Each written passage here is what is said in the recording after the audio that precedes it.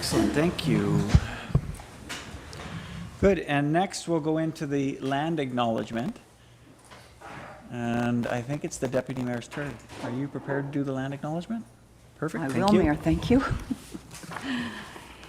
As we gather, we would like to acknowledge on behalf of the Township of Whitewater Region and our community that we are meeting on the traditional territory of the Algonquin people. We thank the people and express our respect and support for their rich history, and we are extremely grateful for their many and continued displays of friendship. We also thank all the generations of Indigenous people who have taken care of this land for thousands of years. Thank you. Thank you. Next item is the adoption of our agenda. Item 3.1, the recommendation is that the Council of Township Whitewater Region approve the September 3rd, 2025 agenda. Yes, and the clerk. As amended. Just to note that we did amend the closed session to include the discussion about an identifiable individual. A mover and a seconder, please. Moved by the Deputy Mayor, seconded by Councillor Bell. Is there any other changes or amendments that are recommended? Okay, I see none. We'll call for a vote. All those in favor? Unanimous. Thank you. The next is an adoption of minutes. We have the August 6th minutes. The recommendation is the Council of Township Whitewater Region approve the August 6th, 2025 minutes. A mover and a seconder, please. Moved by Councillor Trim, seconded by our Deputy Mayor. Any errors or omissions noted in the minutes that were attached? Okay, I see none. We'll call for a vote. All those in favor? And it's unanimous.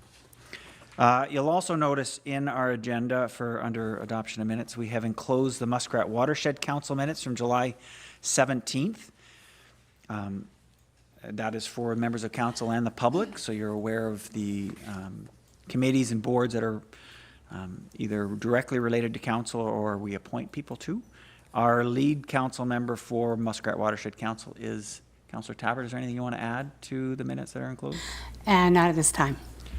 Excellent. Next item on the agenda is disclosures of interest. Is there any disclosures for any of the items on the agenda today?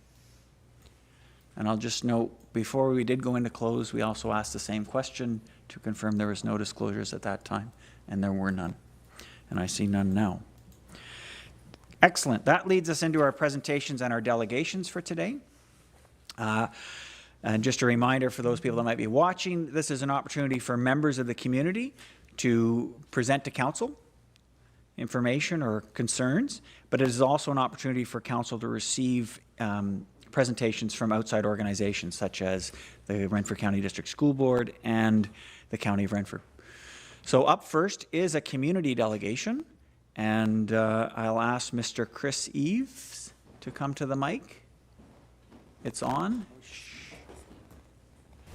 Check. Yeah, you got it. So you have 10 minutes as per our procedural bylaw. The clerk will wave something at you if you get close.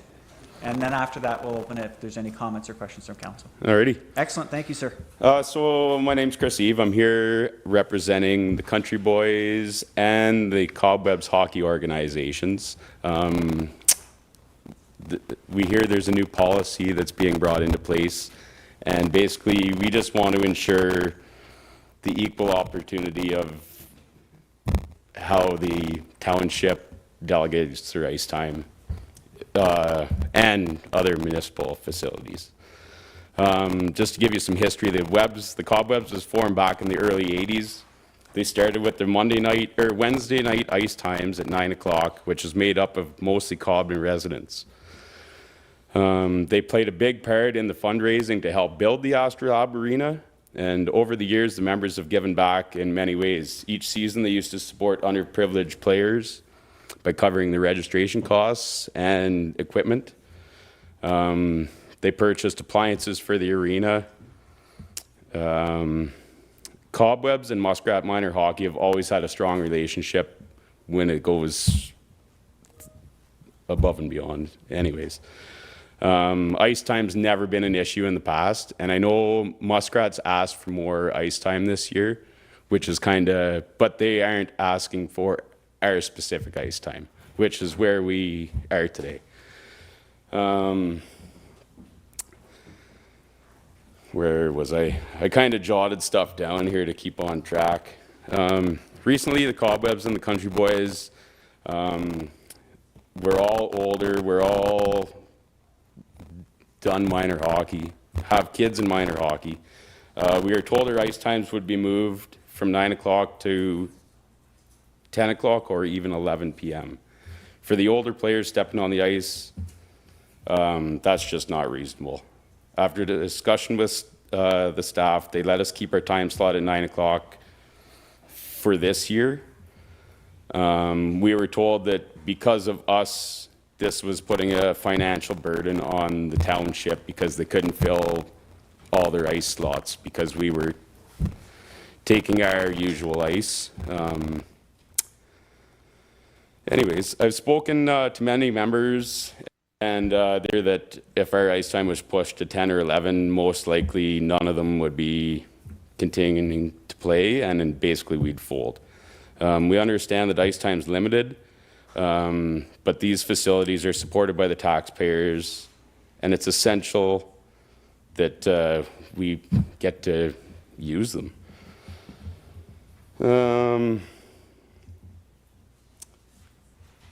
Yesterday, I was provided with a copy of the proposed policy. I'll be honest, I was given short notice, so I wasn't really prepared for this. That being said, I did notice that under the ice allocation, caught my attention that specifically around the priority of users, it's written that the youth seasonal sport organizers are given the priority over the seasonal clients, which is us, the older group. And basically, because we don't fall under the youth category, it gives precedence to those youth that aren't necessarily from our community. It could be the Aces, it could be Eganville Skating Club, it could be... So in turn, that's going to bump us out of our allocated ice that we've had for... The Cobwebs have had it for over 40 years. And that's... It really hits me hard because basically we're all members of the community, we support the community, and then being told that you can't. Anyhow, I'm just bringing this forward because I want everybody to be aware for the new policy going forward. If it's going to affect us in some way, that's going to in turn fold. There's 36 guys, I think, from Cobden on the Cobwebs organization that are going to end up with nowhere to play. Excuse me.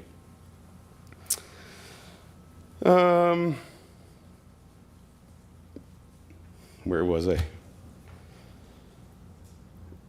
Basically, my view shouldn't be that we're giving the opportunity for outside organizations to come in and take taxpayers' ice time that we've paid for the last 40 years and continue to pay for.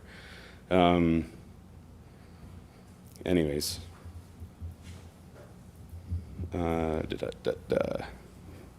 That's basically, I want you all to understand that when you're reading this new policy that there's words in it that are basically over my head, and I just don't want to get caught in the fine print that when it comes to, oh, sorry, you can no longer have ice time because so-and-so bumped you or so-and-so bumped you. That was basically. In closing, I wanted to share a personal story. When I first joined the Cobwebs, which was, I don't know how many years ago now, I'm the youngest guy on the Cobwebs. I played alongside a gentleman who was 80 years old. I was half his age. He finally hung up his skates. He still came out to sit in the dressing room with us every day that we played. And it was to share jokes, to enjoy the camaraderie, just to have fun and enjoy. These leagues bring people together, keep the community engaged. It's a healthy thing for, what else do we do? Sit on the couch and eat cheesies, I guess, I don't know. Anyways, so I respectfully ask council, when presented with the new policy, you consider how it affects all the groups in the community, not just that. I'm all about the youth, my kids all play hockey, I'm all about them being first, which they are, but as a community, not outside groups, they all have other places to play. We don't. This is us. So basically that's all I wanted to say. Sorry, I'm not real professional. I haven't stood up on a podium in 35 years, but anyhow. No, you did good. Thank you, Kris. Thanks And, for your time. What we'll do is, if you don't mind waiting a moment, I'll just see if there's any members of council has any comments or questions. Perfect. Does anyone have anything that they want to ask Kris, or any questions or comments? Councillor Tabbert? I have questions, but in order for them to be answered, I believe we would have to use the report, and we haven't gone over the report as a council. So I'm not sure what to do, if I should just go ahead and ask and see what they say, or... You could share some thoughts, and when the report comes forward later, you could ask your questions to staff at that point in time, rather than us debate it twice. So you can hold them till later, unless you want to speak to them right now. But I don't know if the two gentlemen here from the Cobwebs would still be here when we discuss this report. That's right, unlikely. I wanted to bring it forward because we were just presented with it at the same time you all were presented with it, and I didn't want to come the day that you were voting on it and not just kind of be, not be on board with the rest of us that it's affecting. So the good news I'll share, just so Councillor Tabbert's considering, is that it's only coming to council today as a draft. Yes. We are not voting on it. That's right. So your input is perfectly timed, and it'll go, I think we're collecting other input before we make that decision. Perfect. Good. Councillor Tabbert? I disagree with them losing any ice time. I don't know all the members on the team. I know one, I know for sure.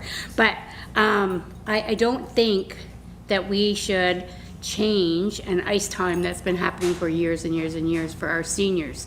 We're always saying, you know, we want more for our seniors. Well, here we are taking away from our seniors, and I have a hard time with that. And I mean, if you're talking about youth, schools and boards of education, why are they fifth? They should be moved up to like second or third, but then, you know, youth seasonal sport, what are youth seasonal sport organizations? If that's the ACEs and the teams that aren't from here, or the young people who aren't from here, then no, I disagree. I'm sorry, I would like to see our Cobwebs and Countrymen stay at 9 o'clock on Wednesdays until they decide that they don't want it, or until we really need to take that ice time away from them. But I just, we need to keep our seniors active, I'm always being told now. And if this is the way to do it, then yes, I think we should keep it. But the policy has to be discussed by council still and staff, so I think I'll leave it at that. But I just am strongly opposed to them losing their ice time. Thank you. Perfect. Good. And Deputy we Mayor? have the Cobwebs, like I say, have been over 40 years for the same ice time. The Country Boys have been 25 that we've had the same ice time, and multiple people, like, it just gets passed down generation to, like, I got a Cobwebs jersey that was given to me by one of the old guys that retired, and it keeps everybody involved in the community for sure. And Deputy Mayor? Thank you very much, and thank you for your presentation, Kris, because my eyes are wide open now. So I do just appreciate that. I do just want to say that I am kind of concurring here with Councillor Tabbert, and my concern with it is that we are the community. We are the community. Absolutely. And if there is other places out there that can host without having to lose then I would be in favor. Well, and I did quick of math, that. sorry, before I came, the ACES organization has 10 teams, I think, 8 or 10 teams of 17 players. There might be 3 players on the whole organization that are from Whitewater region. Right. So we have 36 on one team. That's Yeah. Understood. Thank you. Thank you for that. Perfect. Councillor Olmsted? I'm wondering if you got the rip on your shirt from elbowing somebody, first of all. no comment. Thanks for the presentation, Kris. Just a question, you mentioned Cobwebs donations and that over the years, and then later on you mentioned subsidizing. Are they subsidizing arenas in minor hockey? Are they kind of one and the same, or are you talking about as a taxpayer, you're, I think what it was individual kids that were underprivileged that they would support the ability to play hockey that weren't necessarily able to do so. But that being said, we do have multiple people on both teams that sponsor the boards every year that I don't know how much money they dump into putting their sponsorship throughout the boards in the rink, but there's 4 or 5 of them that donate every year to that. And basically, why would you bother if you can't even play hockey anymore? You can't even go in and see your own sponsorship. right? I don't know. So it's everybody that plays is involved in the community is where I'm coming from. And just to touch on my 2 predecessors' comments, seniors, do you know how many seniors? Now, seniors, I guess now is 55 and over. Would be, I guess I'm a senior. How many seniors would be involved in like cobwebs, for instance? I would say 75% seniors on the cobwebs. Not retired seniors, just seniors. That's right. Our Monday night crew, it's the same. It ranges from some people are 25 and some are 75. Like, well, maybe not 75 playing Mondays still, but that's the webs. But yes, there's a few over 60 that play Monday nights with us as well. So Great, thank you. Any other questions? Sorry, I'll come back to Councillor Tabbert after everybody else has had a chance. Councillor Moore. Thanks for your presentation, and it's actually great that you're here because we just got this on our and that was kind of my agenda. issue. I wanted to open everybody's. Of course, you hear rumors about things, but you don't dare question too much because you don't want to get into a rumor talk in the public. You want to get it here first. So I would like to hope that we would support what is being put forward, but at the same time, we need to support our let's be clear, 3 facilities that support ice. So we have to support everyone, but this one is affecting the Cobden Arena at this time, and this is something we have to look at and look forward to working this out. But you brought up a lot of questions, and a lot of questions by my fellow members here, and I have a lot of questions myself, so thank you. Thank you. Thank you. Any other final questions before I go back to Councillor Tabbert for one more? Okay, Councillor Tabbert. It's just one.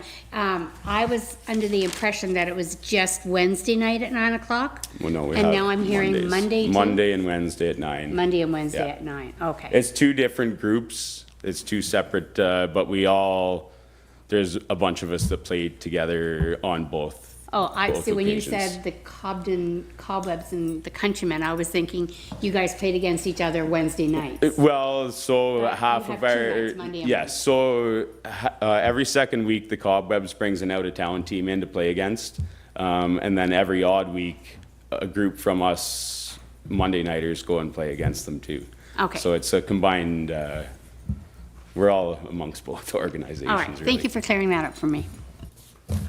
Awesome. Good. Well, thank you. We really appreciate you taking Thanks the for time. having me. This is excellent. Good. And that leads us into our next presentation, is coming from the Renfrew County District School Board. And I'll get you to introduce, because I can't say your last name. No problem. That's common. Good afternoon. My name is Kristen Nemi, and I am the proud Director of Education for Renfrew County District School Board. I do appreciate your time this afternoon. I know you received the presentation in your package. We gave this presentation to County Council first, thinking we could touch almost all municipalities at once and then look to have follow-up presentations as we are having here today. So we have an exciting opportunity to share with you. We do need your support for part of this project. So Jamie Thompson from Renature Foundation was online, but the internet's not cooperating, which is fine. I was going to do all the talking anyways. He's here for the technical expertise around the FCM grant application, but I'm sure that I should be able to answer all of your questions. I'm confident about that. In the spring of 2025, we engaged in a consultation for our new strategic plan, which is going to be approved by our Board of Trustees in December of 2025 and launched this upcoming January. And through that process and our budget consultations, overwhelmingly, the feedback has been we need to prioritize children's mental health, student engagement, and well-being is how the Ministry of Education would define it. And we have done so through a variety of means, including even, you're probably aware that we're having to stretch our dollar further and further. In those times, we have continued to increase our educational assistant and school support counselor staffing in a time where we're trying to actually find a lot of reductions to balance our budget. We've also been working with children's mental health experts outside of our district as well to implement strategies that support our students. But we also believe we have to be innovative and think differently. And we know the research about spending time outdoors and how that improves everyone's mental health.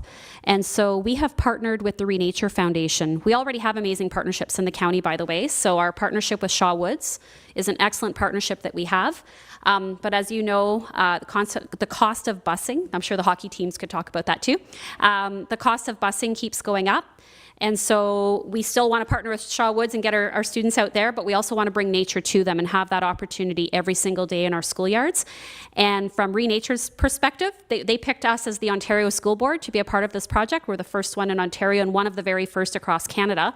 And frankly, our schoolyards are already amazing because Renfrew County just has the most beautiful landscape in the province.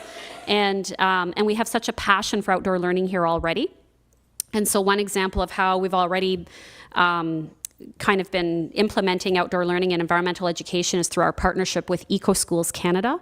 And you may have seen, some of you, if you follow us on Facebook, you may have seen that we had 3 schools last year reach a certification with Eco Schools. Killaloe got platinum, which is the highest level. Eganville got gold, which is second highest. And Rockwood was our 3rd school that also received a certification. And we're looking to expand that partnership as well. So what I'm here to talk to you about today is our partnership with Renature. So Renature is a nonprofit. We can go to the next slide, I think. They're a nonprofit Canadian company or organization, and they have one goal. They want to see every single school in Canada have a forest and an outdoor learning space that teachers can use to teach children outside. It's their passion. They have a lot of people working hard to make that goal a realization across Canada. And they sort of think there's like 4 key ingredients to this approach. You need to have a forest, to have some shade. You need an outdoor learning classroom. The teachers need a mentor, an expert who knows how to teach the curriculum outside. And then we need to show how to link all of our different curricular areas to the outdoors. And so that is their vision. We've partnered with them.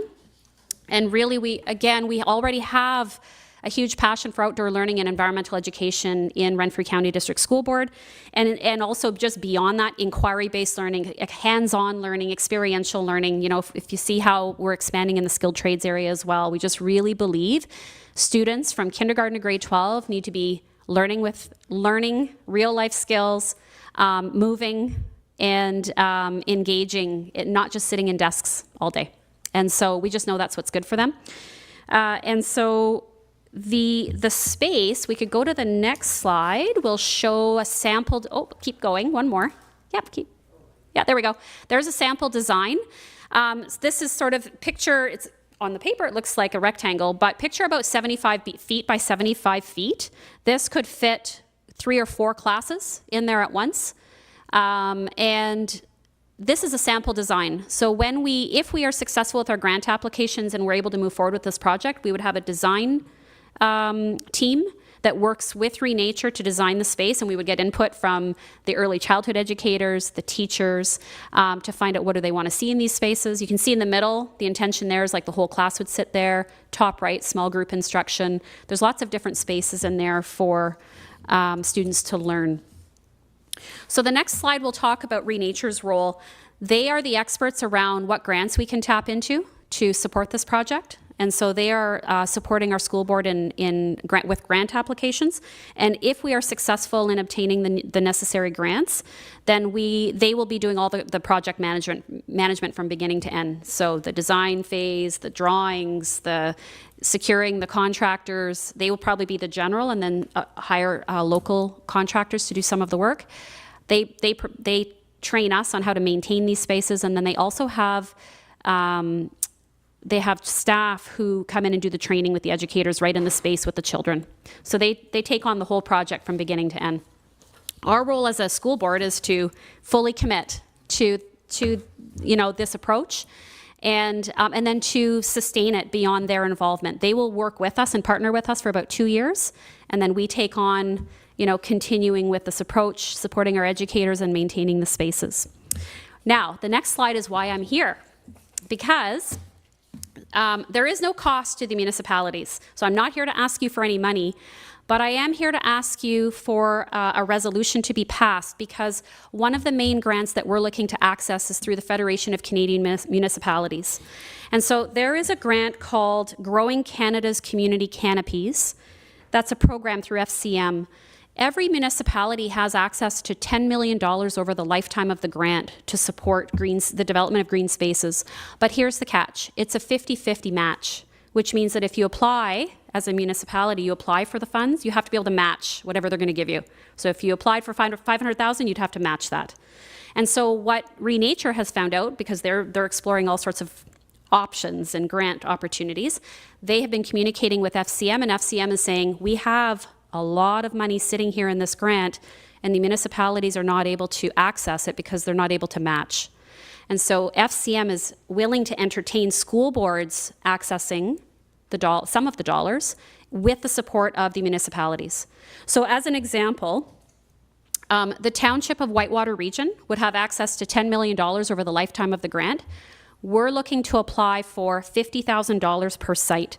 So for this township, that's for Beachburg Public School and for Cobden District Public School. So we'd be asking for $100,000 over out of the $10 million pot. So it's a small fraction of what you have access to. And so that's why I'm here, because this grant would fund a significant portion of this project across Renfrew County. And so far, we've had amazing support from the municipalities. And in terms of timelines, we're looking at building these spaces in all 19 elementary schools across Renfrew County District School Board, where we own the land and where the school is in Renfrew County. So that's all 19 of our elementary schools that have kindergarten to grade 6 students, because we're going to start with our youngest and then look to build a culture of outdoor learning in all of our schools.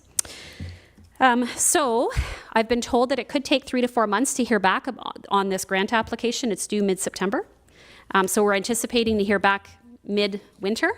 And then from there, if we're successful, we're going to get going with the design process and hope to have the shovel in the ground next summer with those spaces built and ready to use by the fall of 2026 for next year, for our school year, 2026-27 school year. So I believe you have a resolution on file ready, but I'm happy to answer any questions, because I know I gave a very fast explanation of this. Thank you. That is perfect. Thank you so much, Mrs. Nemi. We'll open it up for questions. Understanding we do have a resolution later, but the expert is here now, so if there are questions that you have, best to pose them now.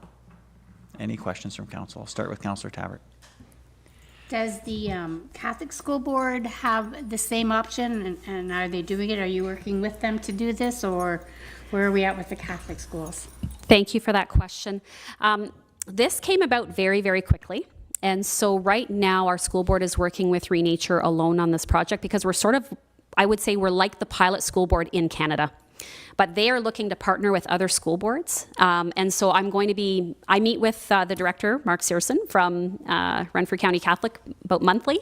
And so it's on my list of things to talk to him about. And I'm going to connect him and RCDSB with Renature. And if they're interested, I know Renature, as I said, they want to do this in every single school across Canada. So I'm going to connect them. It's just the timing of this grant application for mid-September. It was pretty, it's been a quick turnaround. Okay. Thank you. Councillor Moore?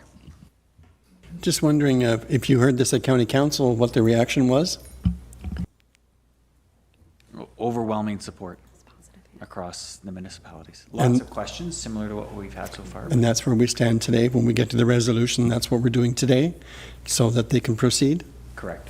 Thank you. They need the resolution approved, or at least the intent that it would be approved by the 15th of September. Okay. Good. Councillor Bell?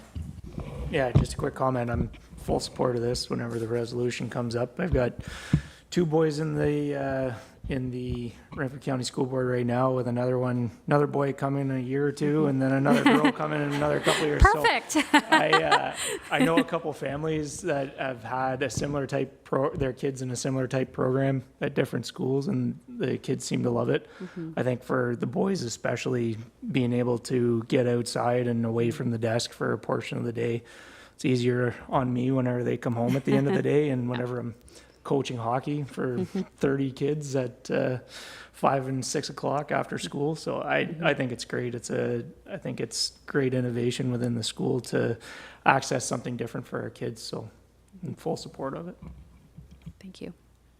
Good. Any other questions or comments? Sorry, and I'll go to staff if there's no other questions. Good. CAO? Yeah, thanks so much. And recognizing that the initiative is kind of stemming from the strategic plan, I'm curious how the school board is going to fund the 50% that they're required to pay for the program. Thank you for that question. So Renature is actually helping us access other grants. So we are not going to be paying 50%. We're looking to pay about 20% of the cost of the project, because Renature is looking to partner with other, for example, well, I shouldn't say who, because I don't know who it will be, but they are looking to access other grants in addition to the one through FCM.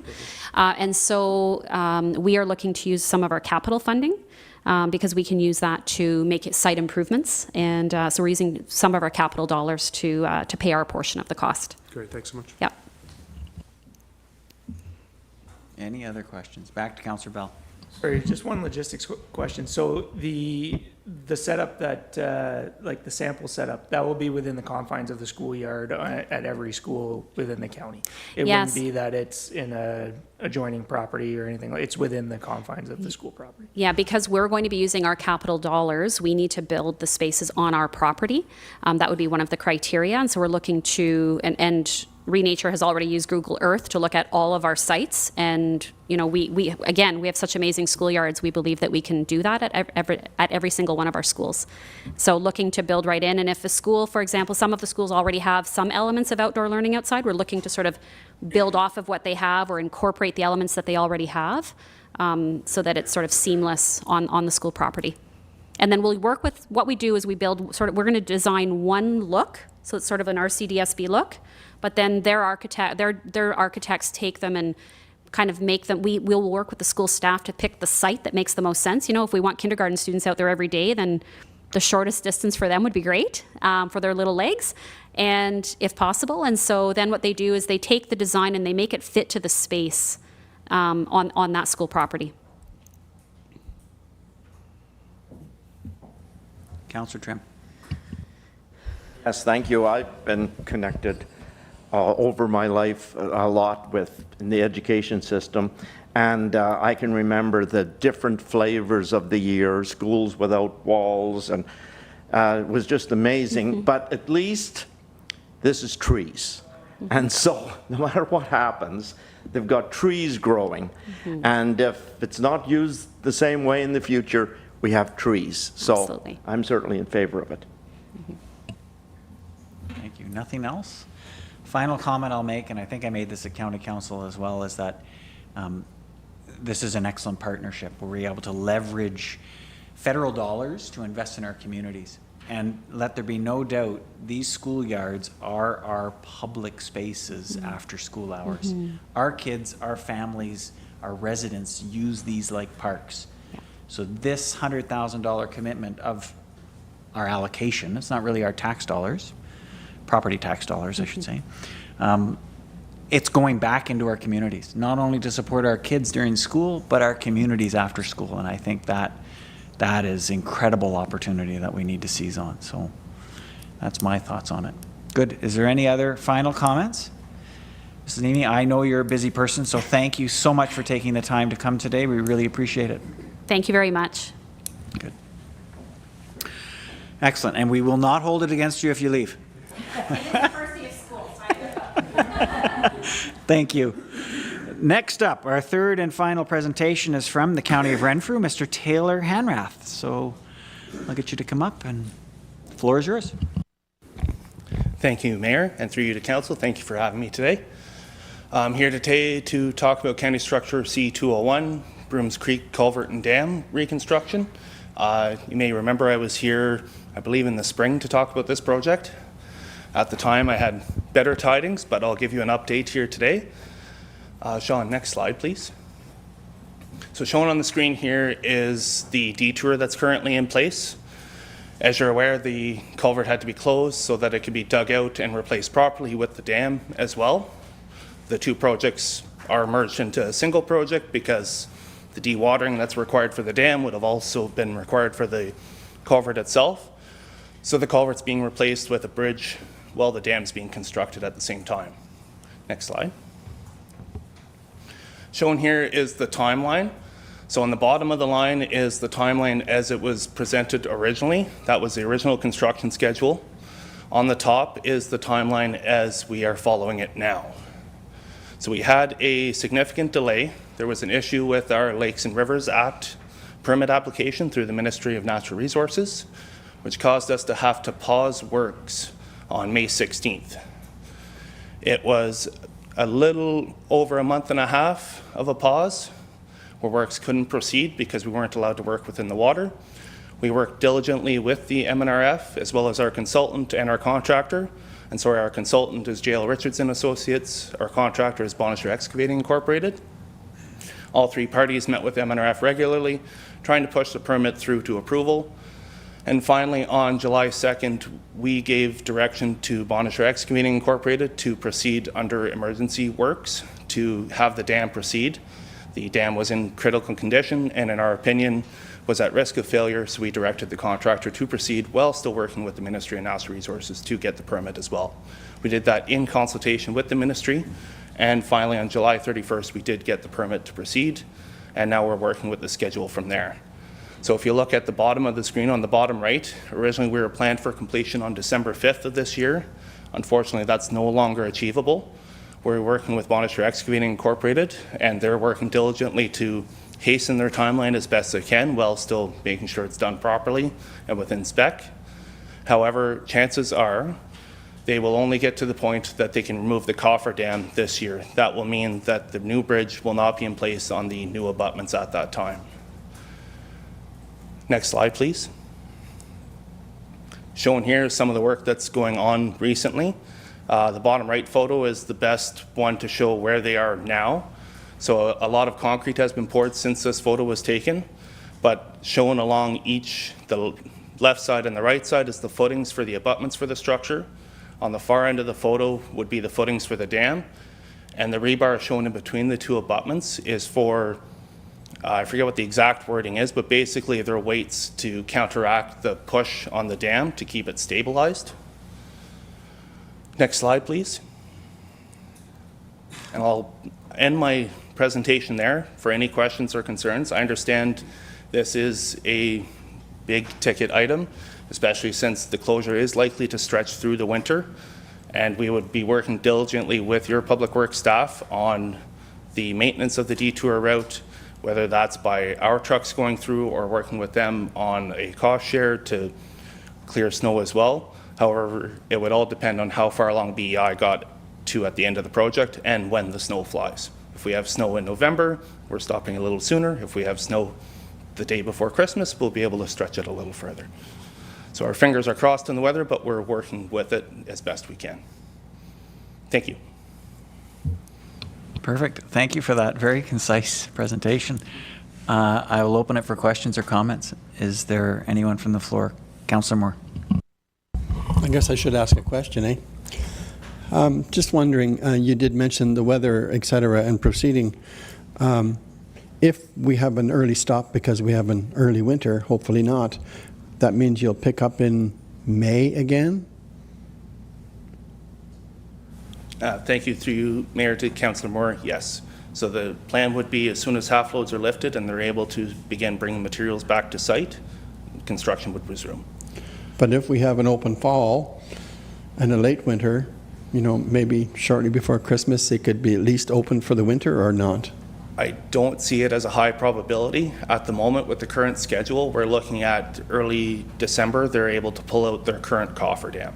At that point, we would still push them for more construction, and I'm sure they'd be open and willing to doing that, but we can't promise that the bridge would be in on time. to complete everything, because there's still substantial works to happen after the cofferdam comes out. And with the cofferdam, if it stayed in all winter, would it handle the spring flood? Yes. Spring melt? Yes. The big issue with that would be they'd have a lot of dewatering to do within their excavation if the cofferdam wasn't taken out.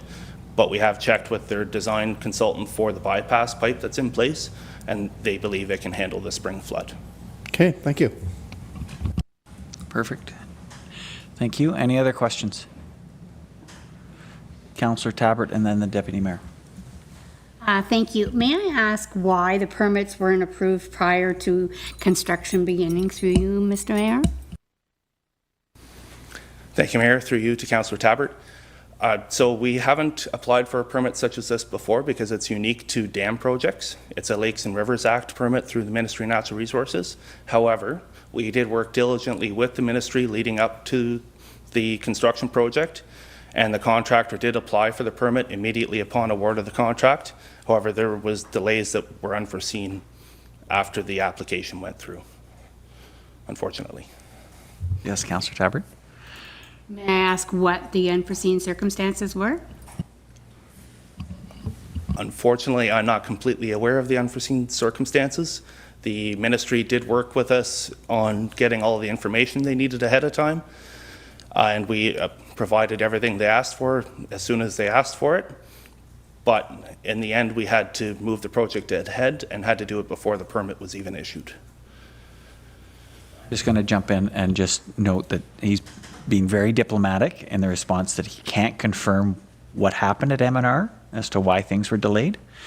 That's outside of what he's probably going to comment on.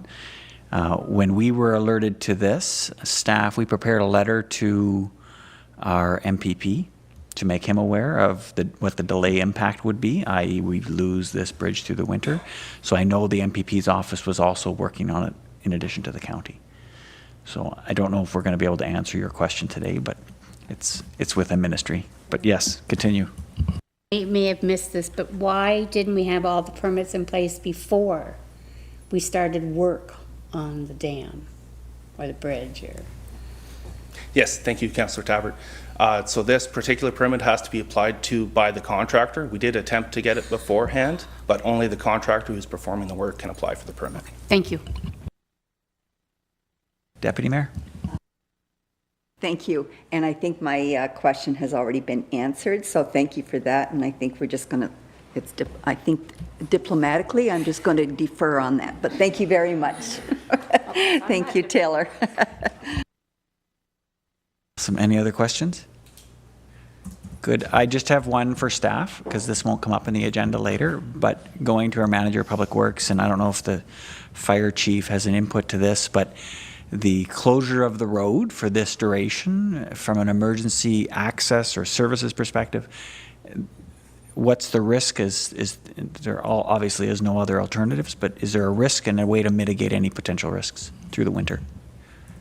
Yeah, even right now, I know County Renfrew does have signage and also on Municipal 511. I know the fire department and I believe all the emergency services has been notified of it. Will have to probably be extended, and the signs probably changed for the date was set for this fall, I believe it was set. So we please be extended on to later. And the more it's more regarding as Taylor mentioned about this bird snow removal of the road. It doesn't make sense to have a county. Like if Sean can pull up the map of the detour, it doesn't make sense to have county doing plowing on that one dead end stretch when we have to come in and do First Falls anyway, for example.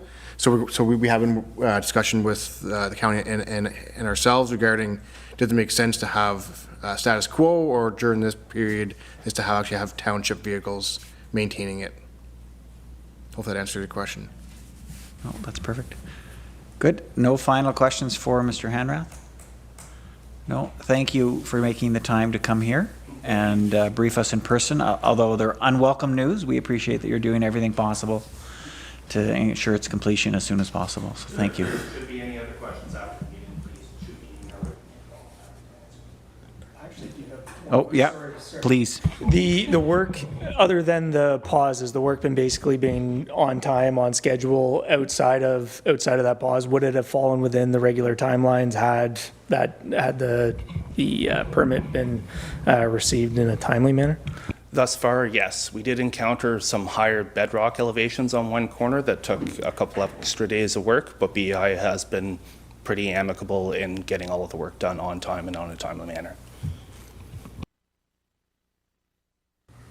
Excellent. Last one, and we're letting him go. He's got other work to do. Actually, Okay. this is for our Public Works, or our good. manager, manager of Public Works more than anything else.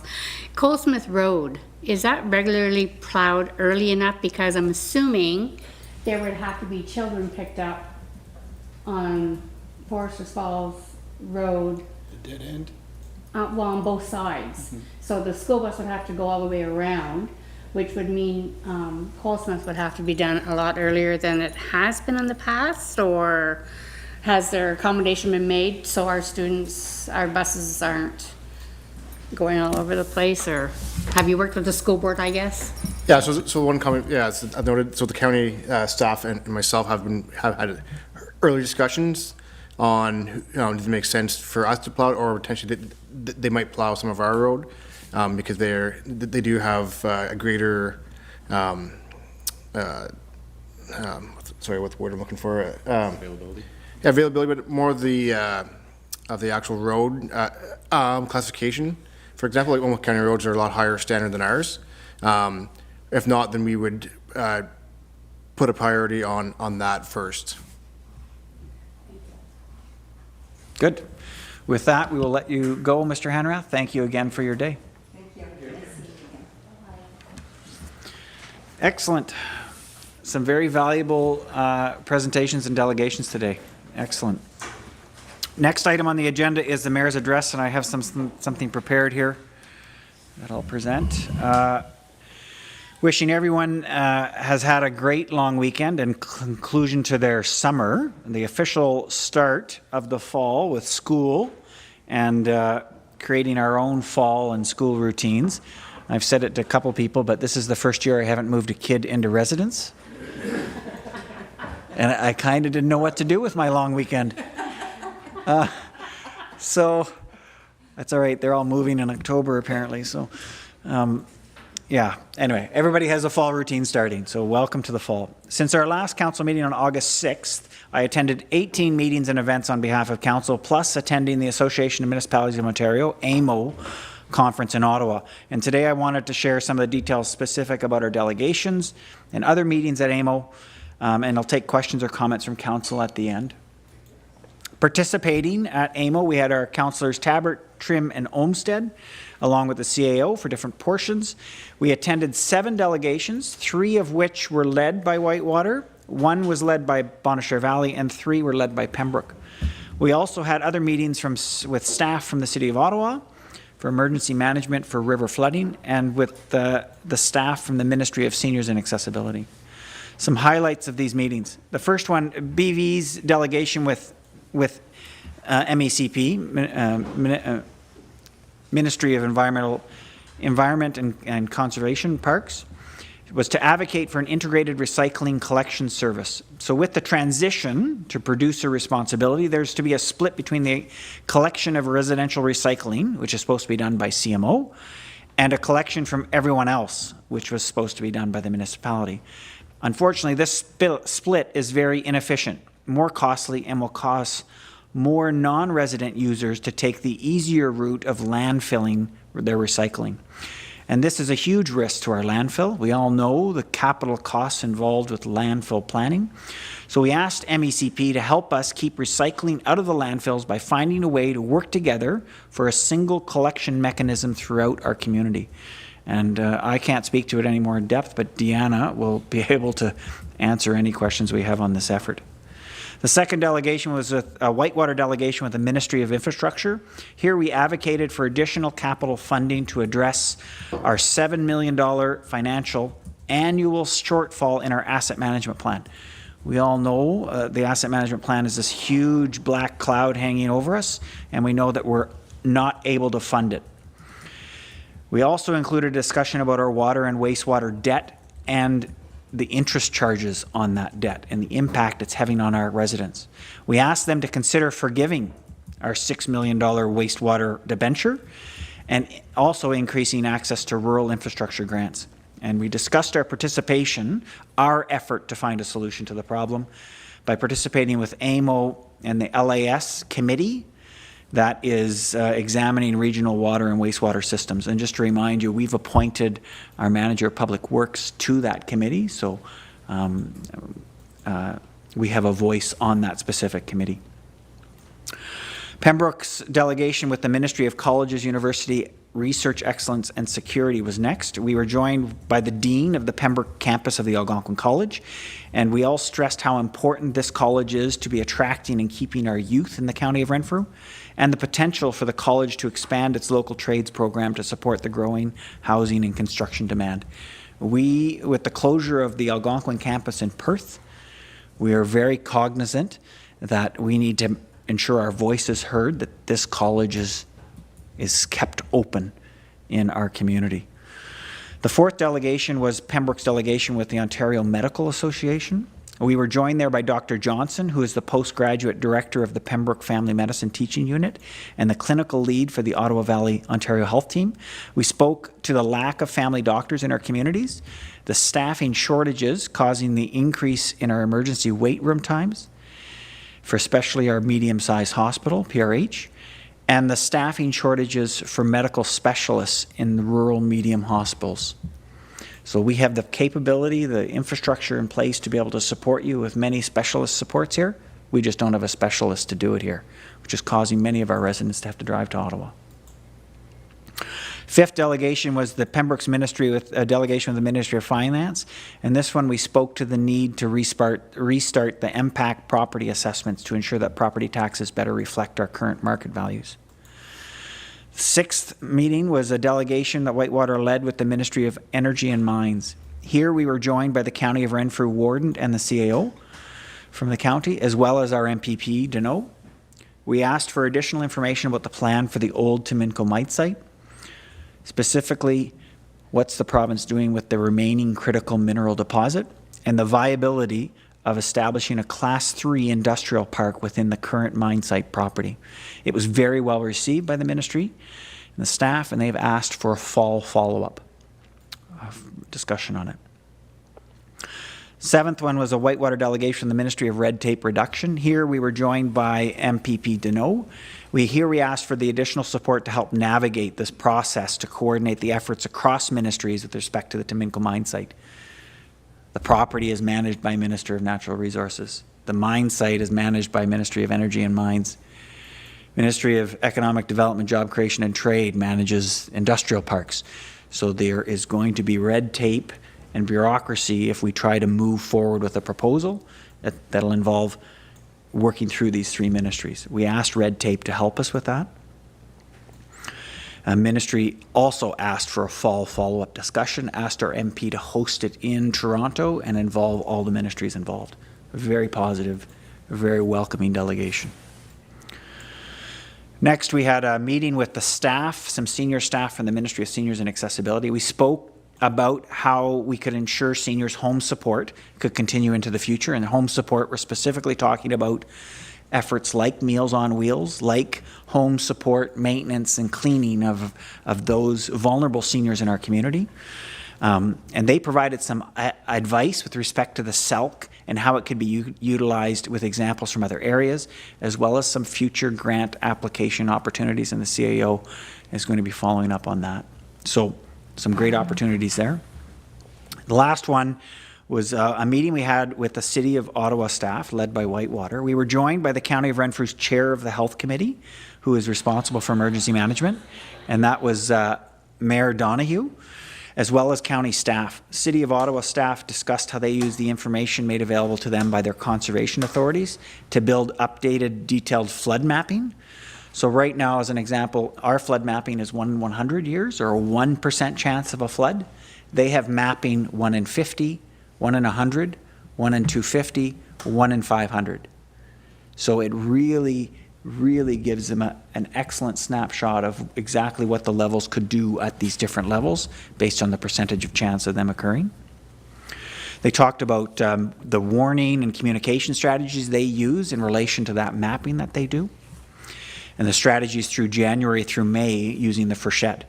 We shared some of our concerns specific to our area of the river and how it could be improved. Well, it's interesting, at the end of the meeting, county staff took the lead and are going to liaise further with the City of Ottawa staff to see how we could find a way to improve our own county flood and Frechette tools in partnership with Ottawa. So it was an excellent way for us to leverage the county. So overall, it was an excellent conference, and we're going to be making lots of headway on a number of very big files. I wanted to just recognize all the work that the clerk did to prepare and get us booked in, and all of the packages, the many packages that were all for these meetings were prepared beforehand. And to Ivan and the senior management team for the development of all the asks and the behind-the-scenes coordination amongst organizations. We had an incredible amount of work that had to be done to the lead up to these meetings, including pre-meets with our MP, the county warden, county staff, a number of other mayors and their staff. It all paid off. And I think this AMO conference, these delegations were very well received, and I think it shone through the work that our staff does to prepare for these things. So thank you for everyone, for all the work and the investment in our community and making this opportunity to advocate so effectively. So thank you, both of you and team. Our next meeting is on September 17th, and that ends my mayor's report. September 16th, thank you. Is there any questions or comments that you have on any of that AMO delegation detail? So I'll go to Councillor Moore first and then Councillor Trim. Just wondering, with all them three ministries involved, do we think it's worthwhile to push, or do we have to get some of the red tape out of the way before we can even start to push for anything to happen with that property?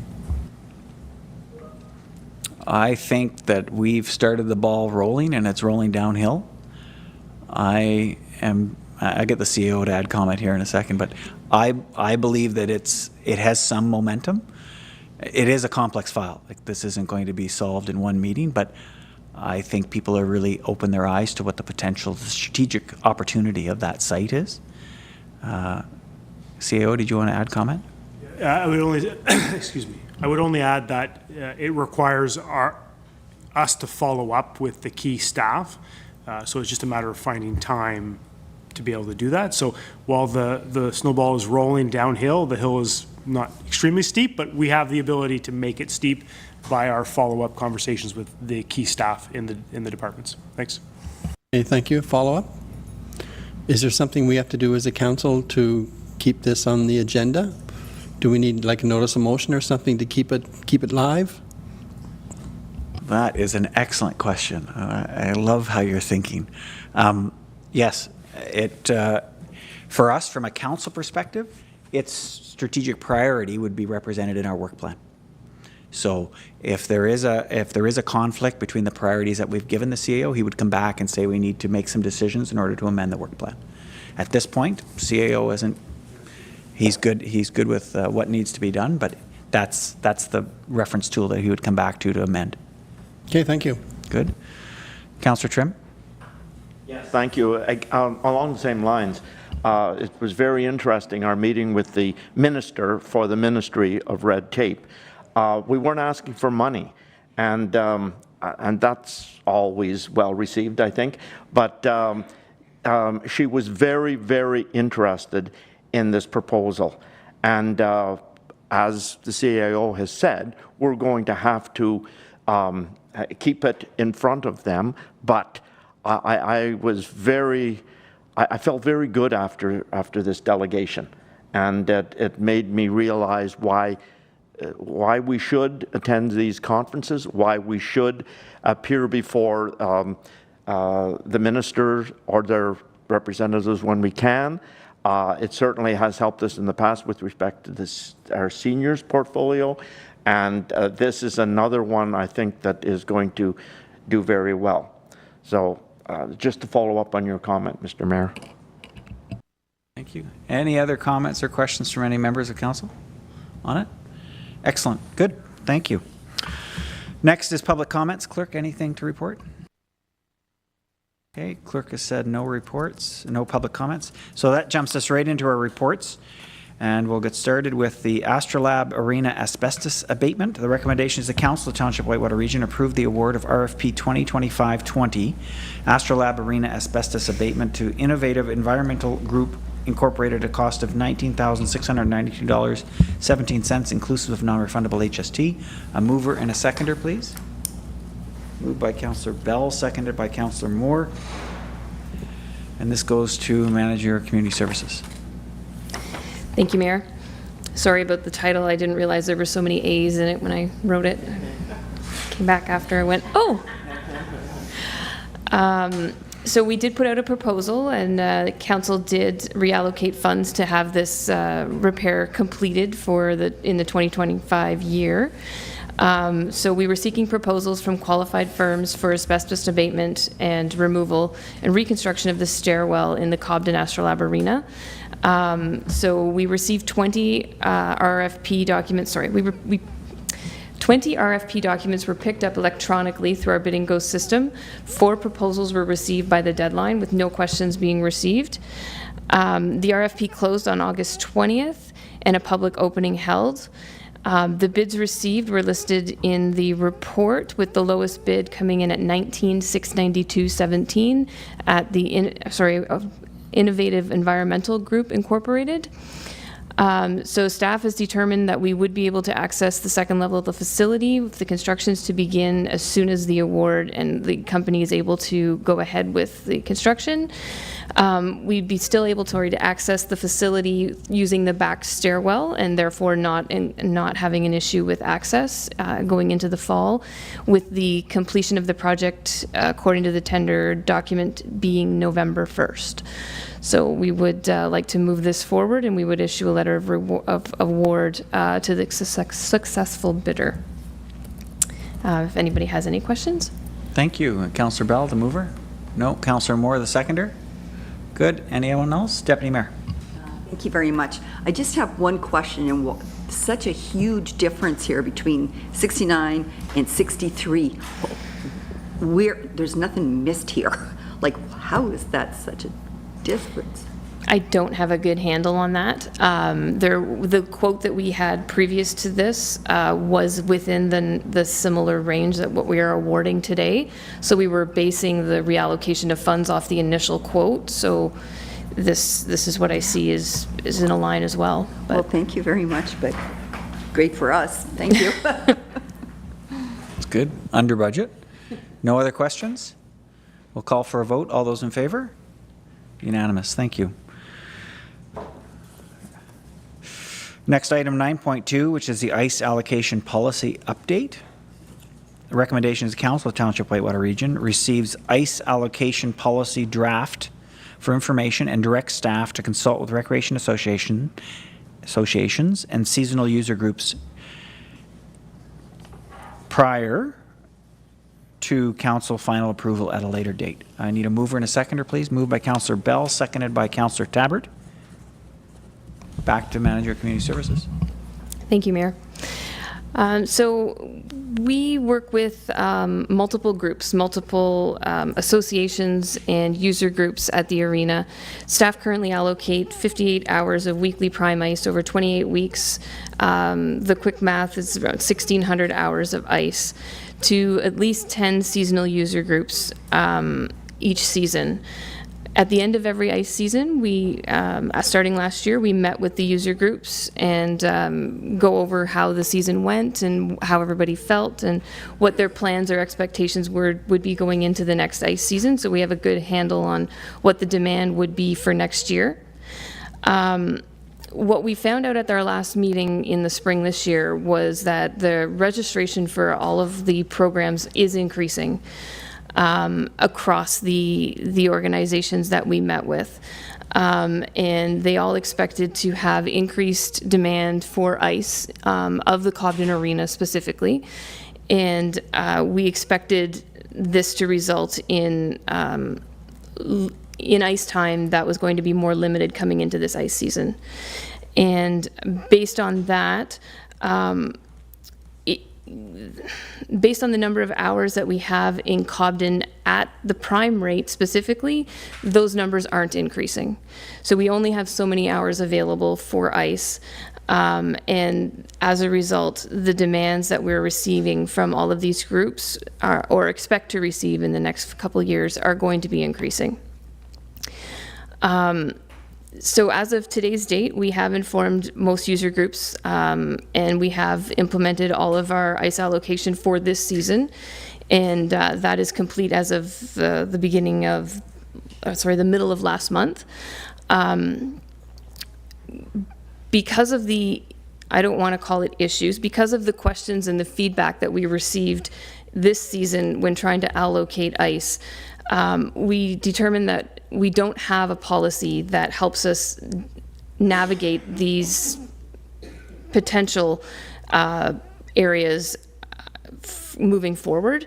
So the guidelines that we've put into this policy will help us on an annual basis to be able to specify increases or decreases on limits to user groups and what they request of us and what we're able to allocate as a result.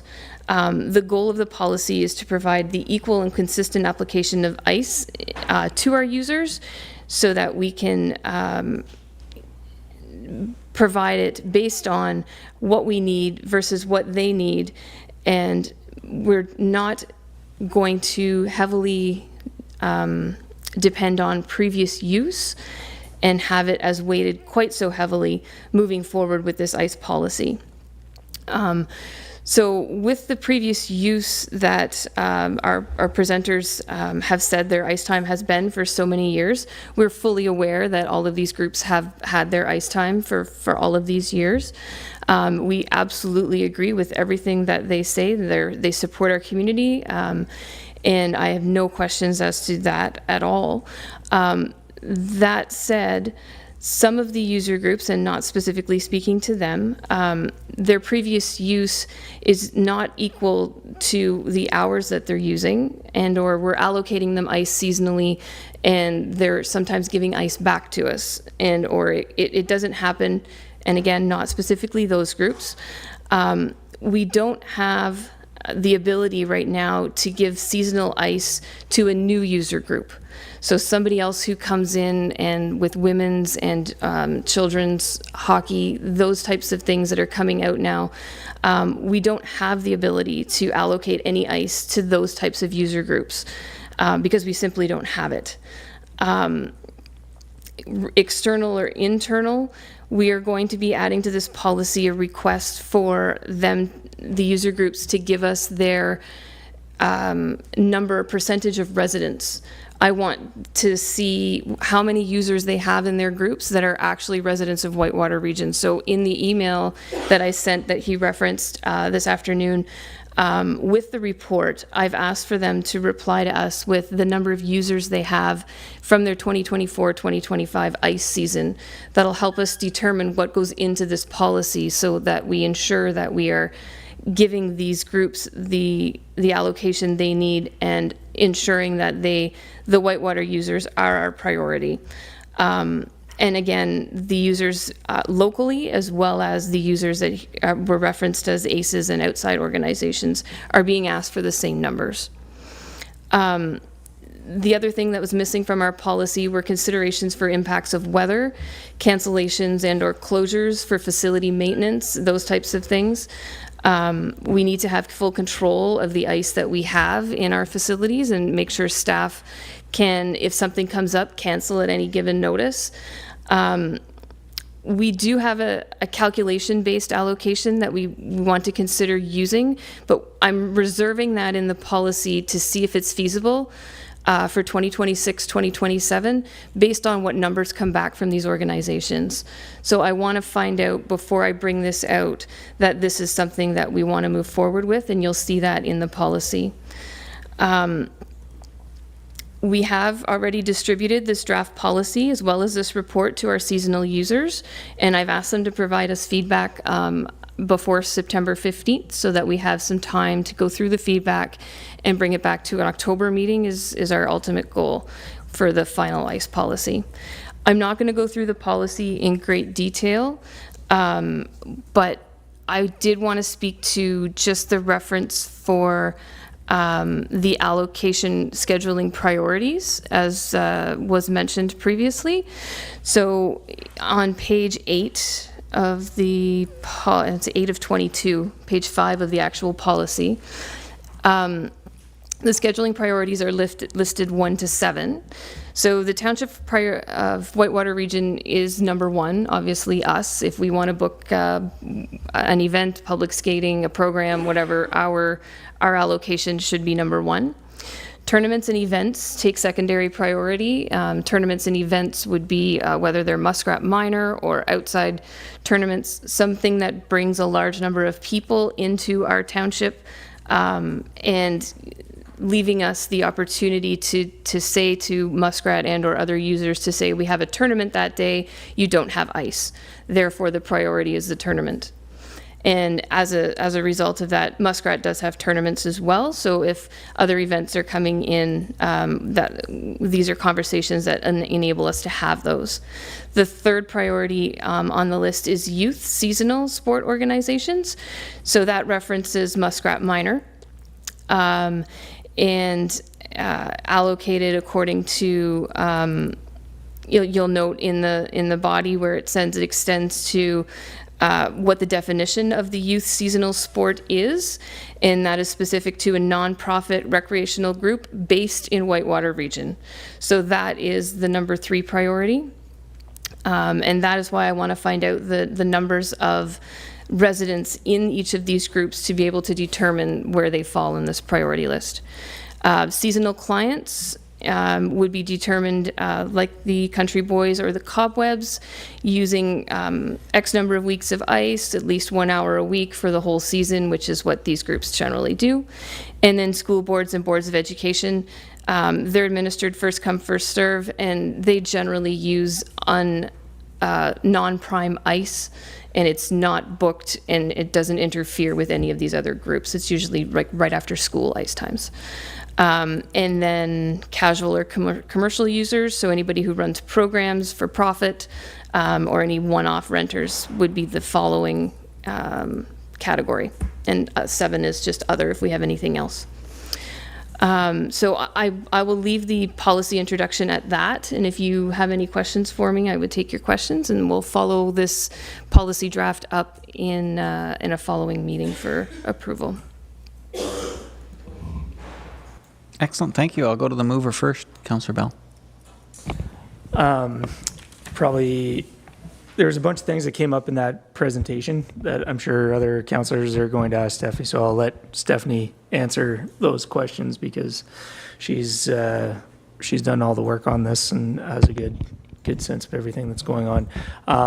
I am in pretty much full agreement with the policy as it's laid out. I know there were a couple questions. Again, let Stephanie answer those for the other councillors that are going to bring up some issues.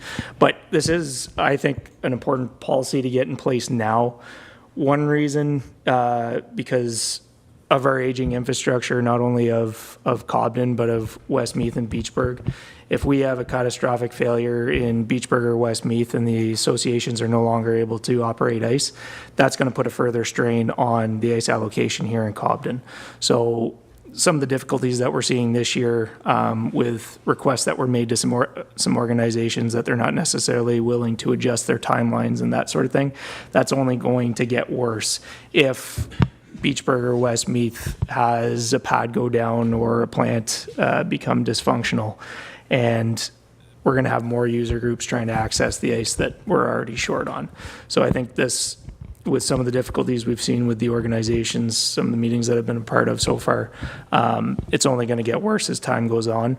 And that's one of the reasons, I think, why we're having some of the issues this year, is because some of the organizations kind of recognize that there is a potential for issues at some of the other rinks moving forward.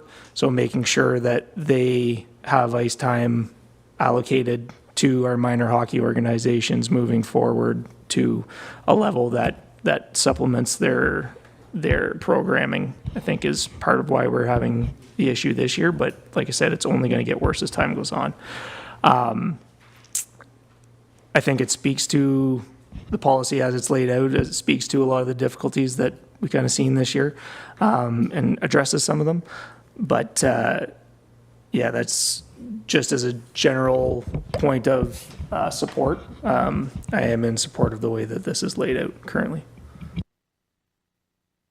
Thank you. And our seconder is Councillor Tabbert. Yes. So I just want to have an explanation of how you determined 1 through 7 for the scheduling priorities. One of the reasons was you said that the youth are the ones that we focus on. But so why would schools and boards of education be number 5? Oh, but that's okay though, because they use it. Yes, okay, sorry. I'm okay, yes, you did say that. But my other question is did we make a decision too soon to close one of the other 2 arenas then?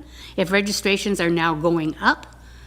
Or is it because, like Mark just said, that the other organizations are panicking? He didn't use that word, but I am.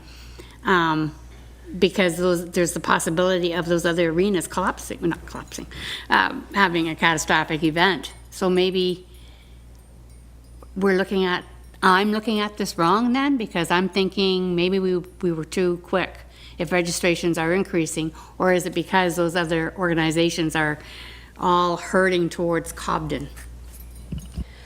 So through you, Mayor, I will speak to the request that we got this year was substantially increased from our local minor hockey association.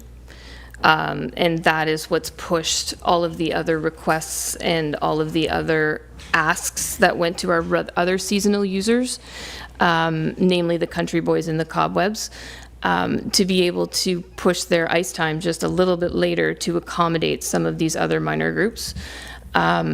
We've had regular seasonal ice users, name it Aces or Thunder, on a regular basis using our facilities. So when he referenced losing a financial burden, that wasn't the way it was proposed. It was more along the lines of if we were able to have his ice time adjusted slightly, meaning an hour or a half an hour later, we would be able to allocate ice to some of the other user groups, meaning that more of our seasonal ice would be used on a regular basis and booked right through the season, as opposed to the way that it happened. And the ice was allocated to the 9 p.m. time slot as requested. But going forward in the future, leaving staff an opportunity to have these discussions and ask to move some of the ice slightly to accommodate some seasonal regular users is part of the ice allocation policy, is a process, not policy. So we have these discussions every season, and basically what it's moved to is allowing our staff the opportunity to have guidelines to follow, to move these discussions forward and policies to put in a policy in place. I don't think my answer, that's not what I'm looking for. Okay. The groups are asking for more because the registrations are up, or because they're panicking and leaving the other arenas to come here? And number 2, did we make a decision too quick to close one of those 2 arenas, not looking to the future of a registration increase? So I think the answer to your first question is registration is up. We can't predict that. I don't know the reason specifically why they've moved. It could be because they feel they want more ice in Cobden. I don't want to speak for them. Outside of Beachburg and Westmeath, I'm not going to speak for the reasoning why. But regardless, the closure of the ice arenas will be something that Council has already made the decision on. And the way of predicting that, I don't know how I would answer that. Good, we got the CAO to jump in for a moment. Yeah, so I guess the two questions, so the first one, it's hard to evaluate the need based on requests. It's probably better to evaluate the need of ice time based on actual usage. So while organizations may ask for 100 hours, I'm being hypothetical, 100 hours, they may end up only using 80 hours in the year. So your first question aligns with your second question is how many rinks do we need? Well, we should be basing that question on what is actually being used. So there has been, the decision around the arenas was made, I think it was in 2023. So maybe there's an opportunity after this ice season to connect back with our rec associations to get a better understanding of what's being used, just to report back to council to say, here is the actual usage, the actual demand of ice through the last couple seasons. That way you're informed, you could use that information to render any decisions you may wish to choose. When we were doing the evaluation 2023, the numbers, while demand may increase and fluctuate year over year, the numbers that were being reported in 2022, 2023 were the same as pre-pandemic. And that equated to about 125% of one arena. So let's say it was 1 1/4 of an arena. Well, the question then is, well, should we be investing the need to repair and replace and change for a second pad for 1/4 of the use? Now, we could fill it, like certainly there's probably opportunity to advertise more and get more ice, maybe get it to 50%, like 1 1/2 or 1 in a, 60%, if you will. But I think we should better understand what's being used in the community, who's using it, because this expectation from certain groups to have ice in our community that is being funded by our taxpayers, that in some instances are not the residents of our community. Like, we need to balance that, I think, a little bit more. But like noted the questions, like we're bringing up a pretty big topic, and this is always going to be a big topic, but maybe the message back to staff is we gather more information around actual usage over the last couple of years together with this year, and shape a report just for information purposes. If that kind of answers your question. The one thing that Stephanie and I discussed was, how has Mattaway affected our demand? And it appears, and again, we have to collect more data from our rec associations, but we're not seeing a great decrease in our ice time usage in compared to previous years. So at least we have that much more information, but we need to collect more data to better understand it. Thanks.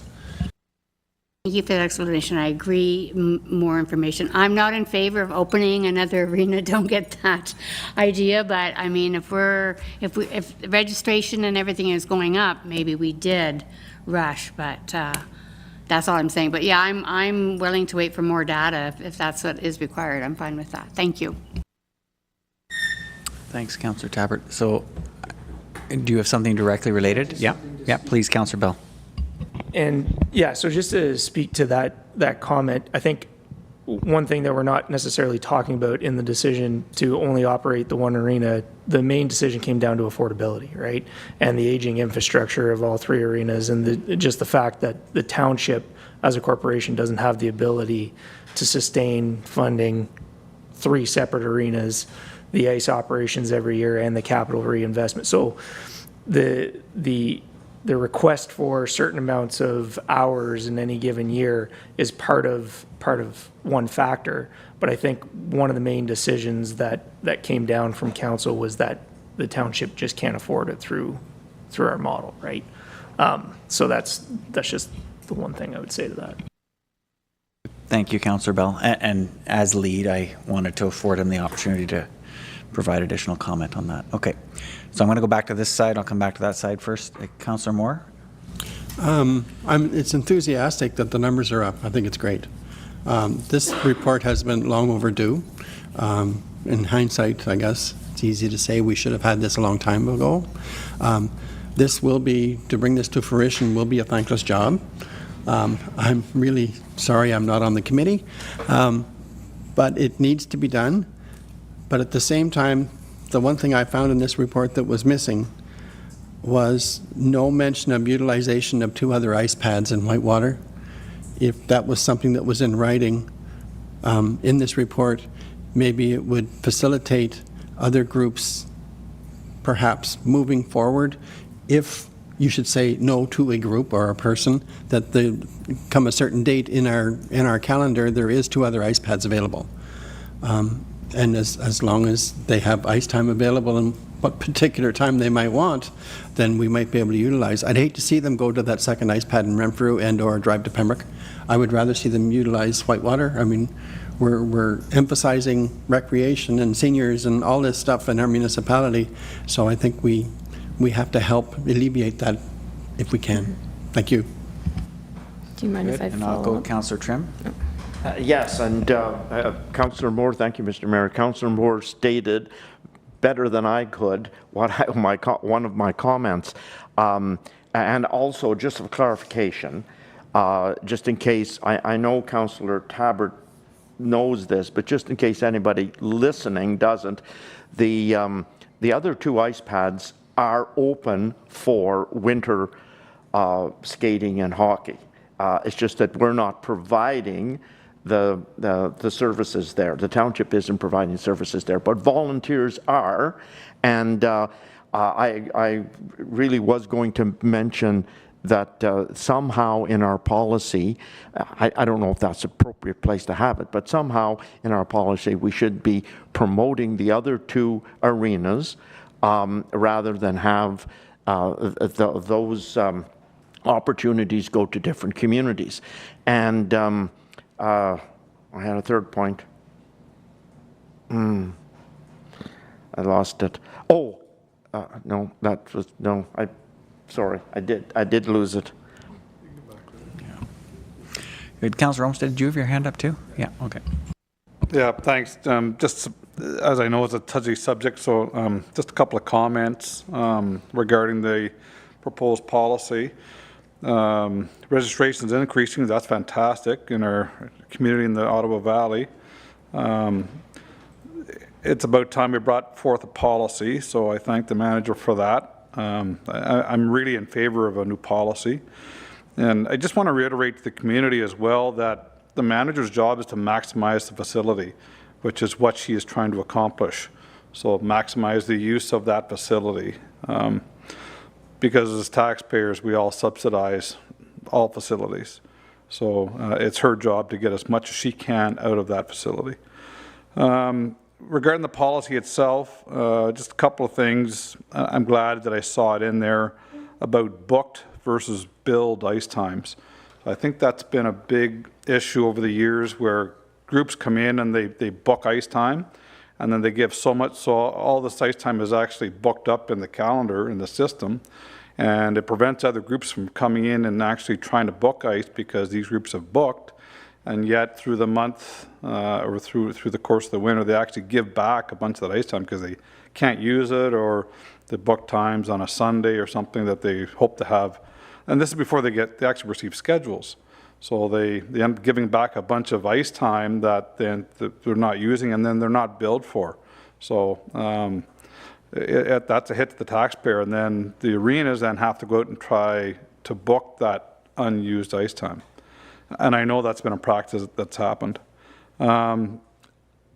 It'll be a fine balancing act for sure to use the or not use or not put so much weight on previously booked ice or previous booked ice for user groups versus upcoming usage.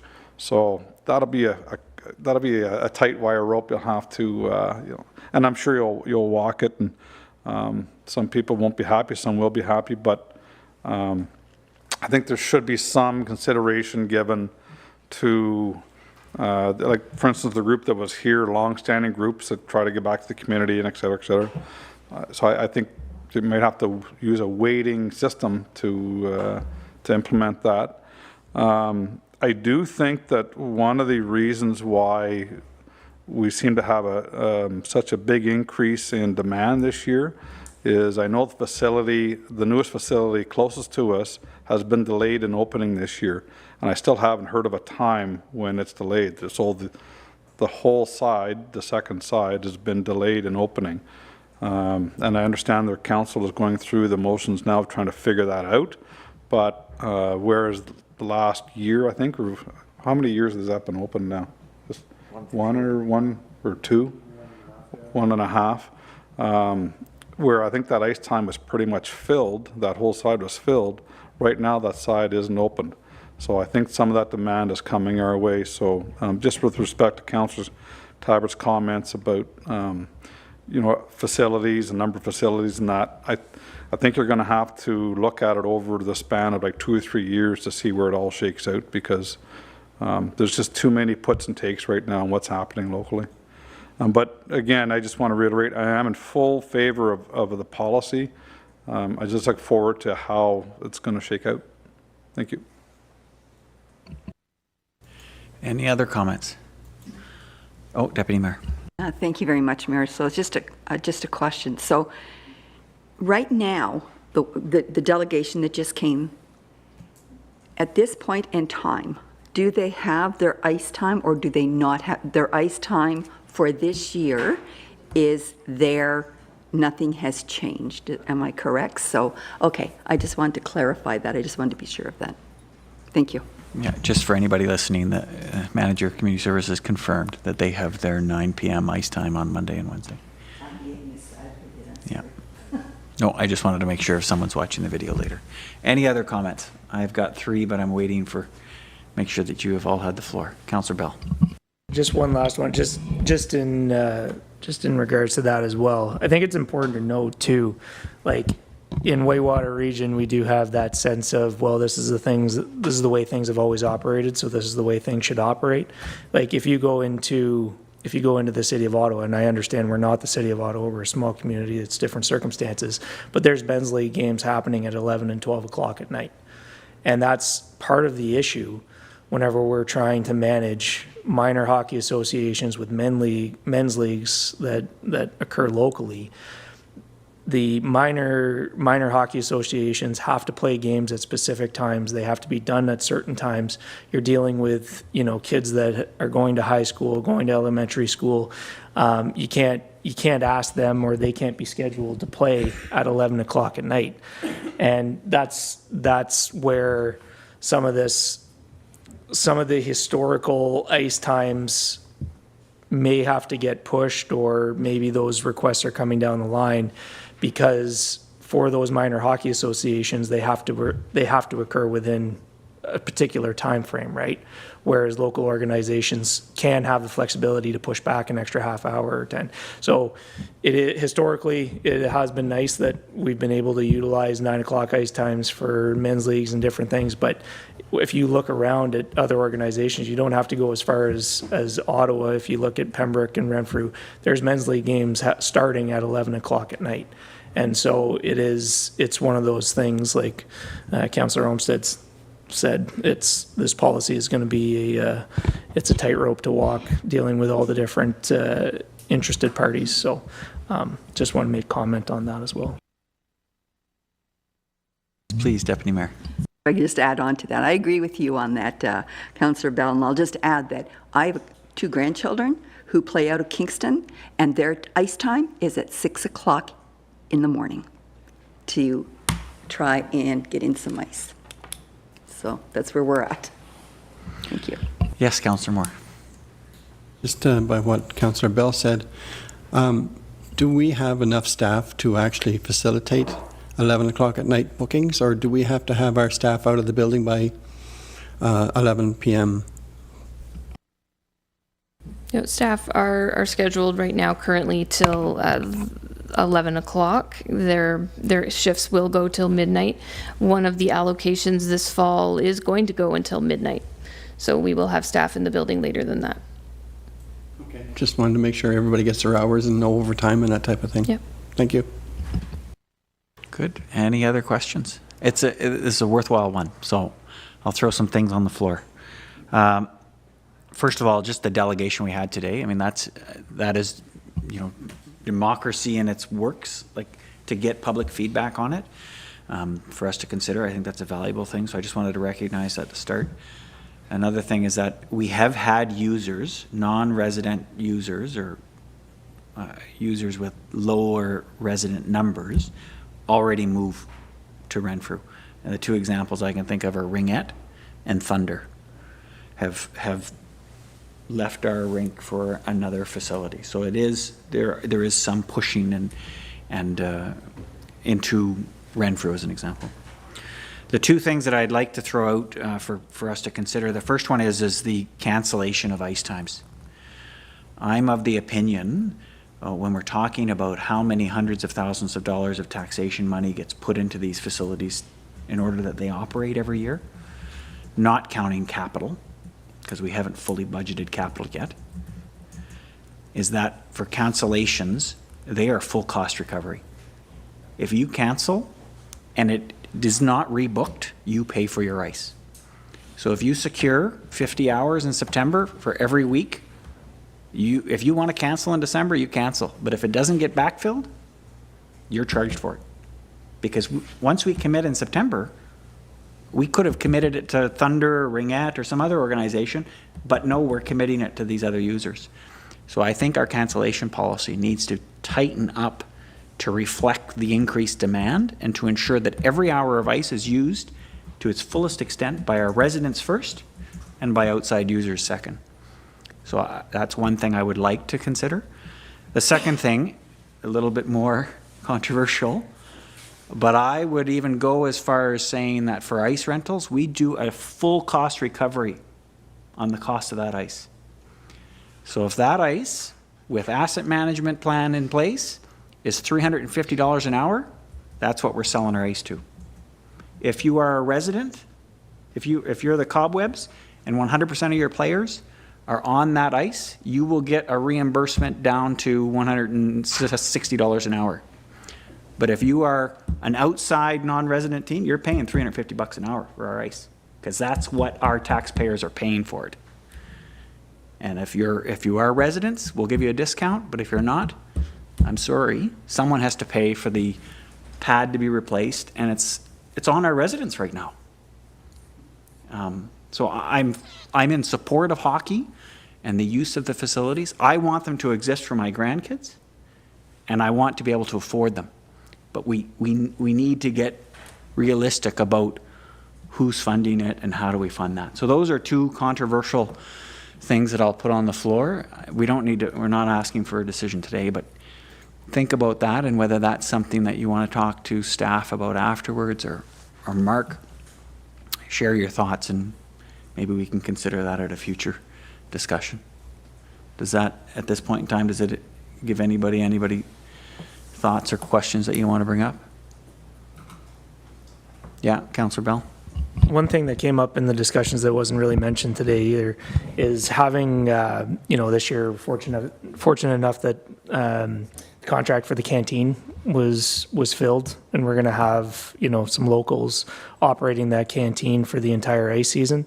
And that's one of the things that came up in the discussions too. The more that we can have, games with these local users or with these minor hockey teams, bringing outside parties in to utilize and support some of the things that support the canteen, and as well as any of the local industries, I think is important too. And I think Kris said it as well. It's Stephanie's job to make sure that we are getting as much cost recapture on this ice as we're putting in. So, and I think that's an important part of it too. Whether we do that as a percentage model of the people that are renting the rink, like I think that's definitely something that we need to move towards, because we've been talking about it now since I got on, and we haven't really moved forward on it. But this might be an opportunity to start working towards that anyway. Good. Any thoughts? Good. Councillor Trim? Yes, I certainly am in favor of the non-resident sort of cost recovery. That has been recommended at I don't know how many workshops I've gone to. And of course, that's what they do. There's two costs for to use the Kinsman pool, resident, non-resident. And so it's not an unusual concept. And so I certainly think we should look at that. Our constituents are continually, and probably Kris agrees with this and has heard it, that we should be more businesslike in where we can in our operations. And so here's an example of what that could look like. And I did remember what I was thinking about before, and I'm sure that staff hasn't reinvented the wheel. And this policy that we're considering probably is similar to other places, I'm thinking. And so it shouldn't be a surprise to users to have to agree to something like this. So those are my comments, Mr. Mayor. Okay, I think we've got lots of things percolating, and I'll leave it with staff to bring it back at the appropriate time or to meet with other members of council as necessary to shape what we want to see come forward. Awesome. With that, just a reminder back, the recommendation is only to receive for information and to direct staff to go back and consult with users before coming back to us. So with that, I'll call for the vote. All those in favor? It's carried unanimously. And with that, we'll just take a quick 5-minute bio break and we'll get back to business right after that. Thank you.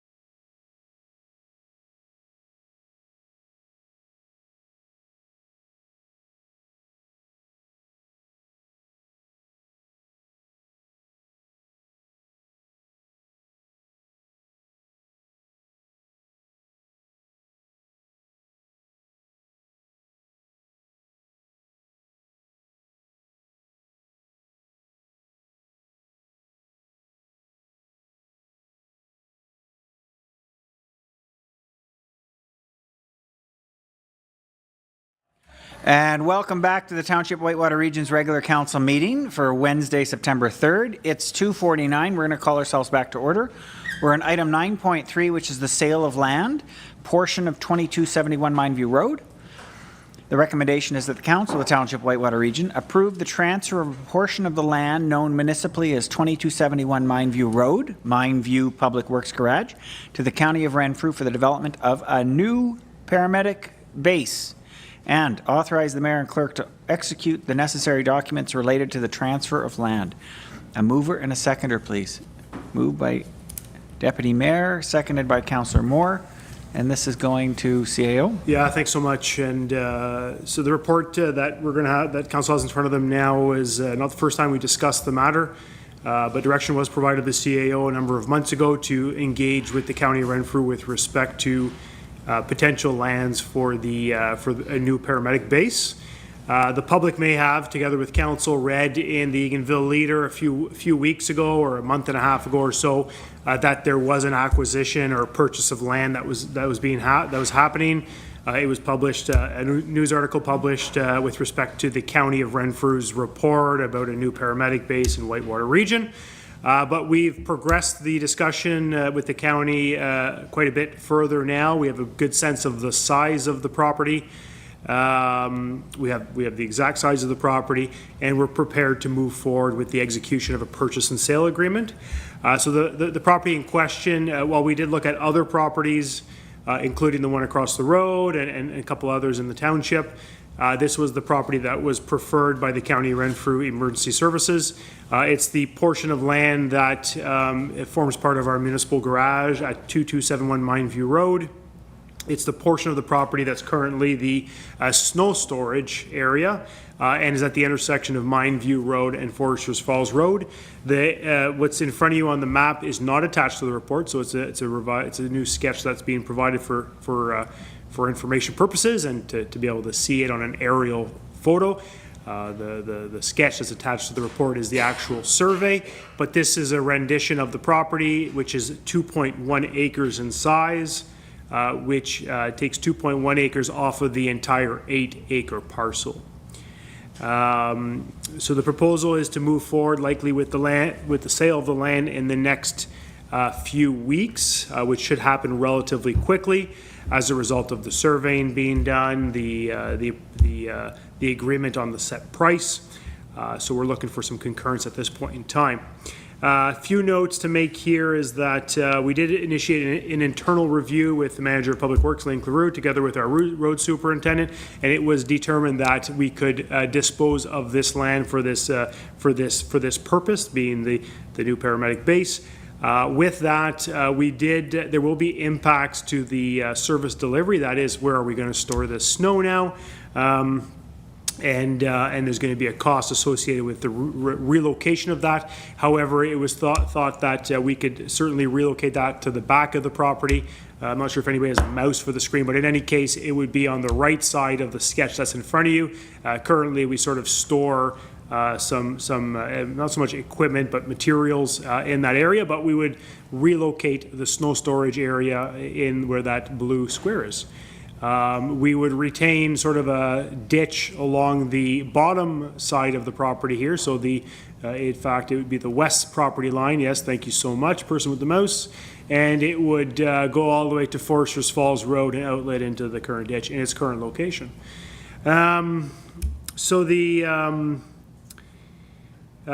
purchase price that's been agreed on is $144,375. So that is representative of $68,000 and change per acre, and that relates back to a appraisal that we initiated for the subject land. So the appraisal was done in the late spring, early summer, and we've sort of prorated that based on the size being requested now. Originally, the size was about 1.4, 1.6 acres.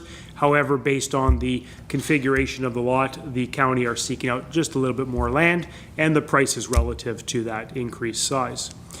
So at this point in time, the next step will be to give direction for the mayor and clerk to execute necessary agreements, and staff are supportive of this disposition of land. Thanks so much. Excellent, thank you, CAO. Deputy Mayor, you're the mover? Yeah, just a win-win situation here for everyone involved, so this is excellent. I'm just wondering at the county, when this will take in effect? Like, when will everything be done and operational?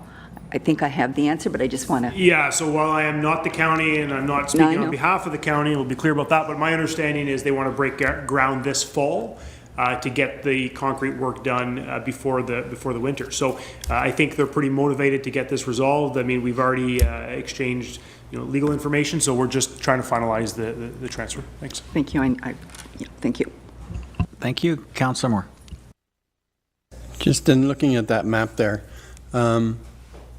I don't know if anybody can answer this, but I was wondering if they would need emergency access off our property into their back gate per se.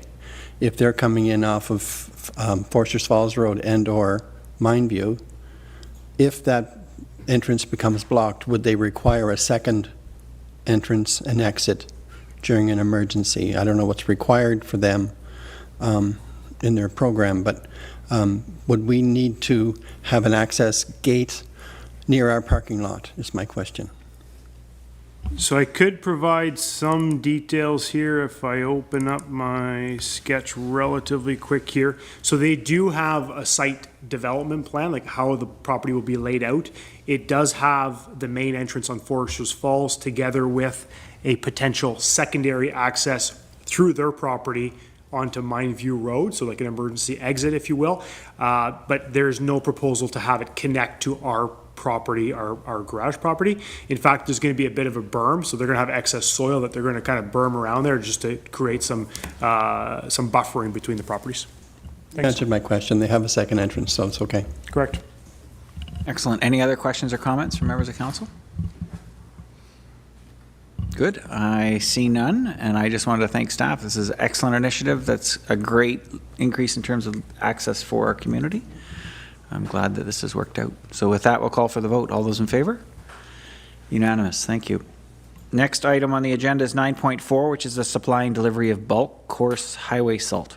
Recommendation: the Council of Township Whitewater Region approve the award of supply and delivery of bulk coarse highway salt to Windsor Salt Limited for the 2025, 2026, and 2026, 2027 winter seasons.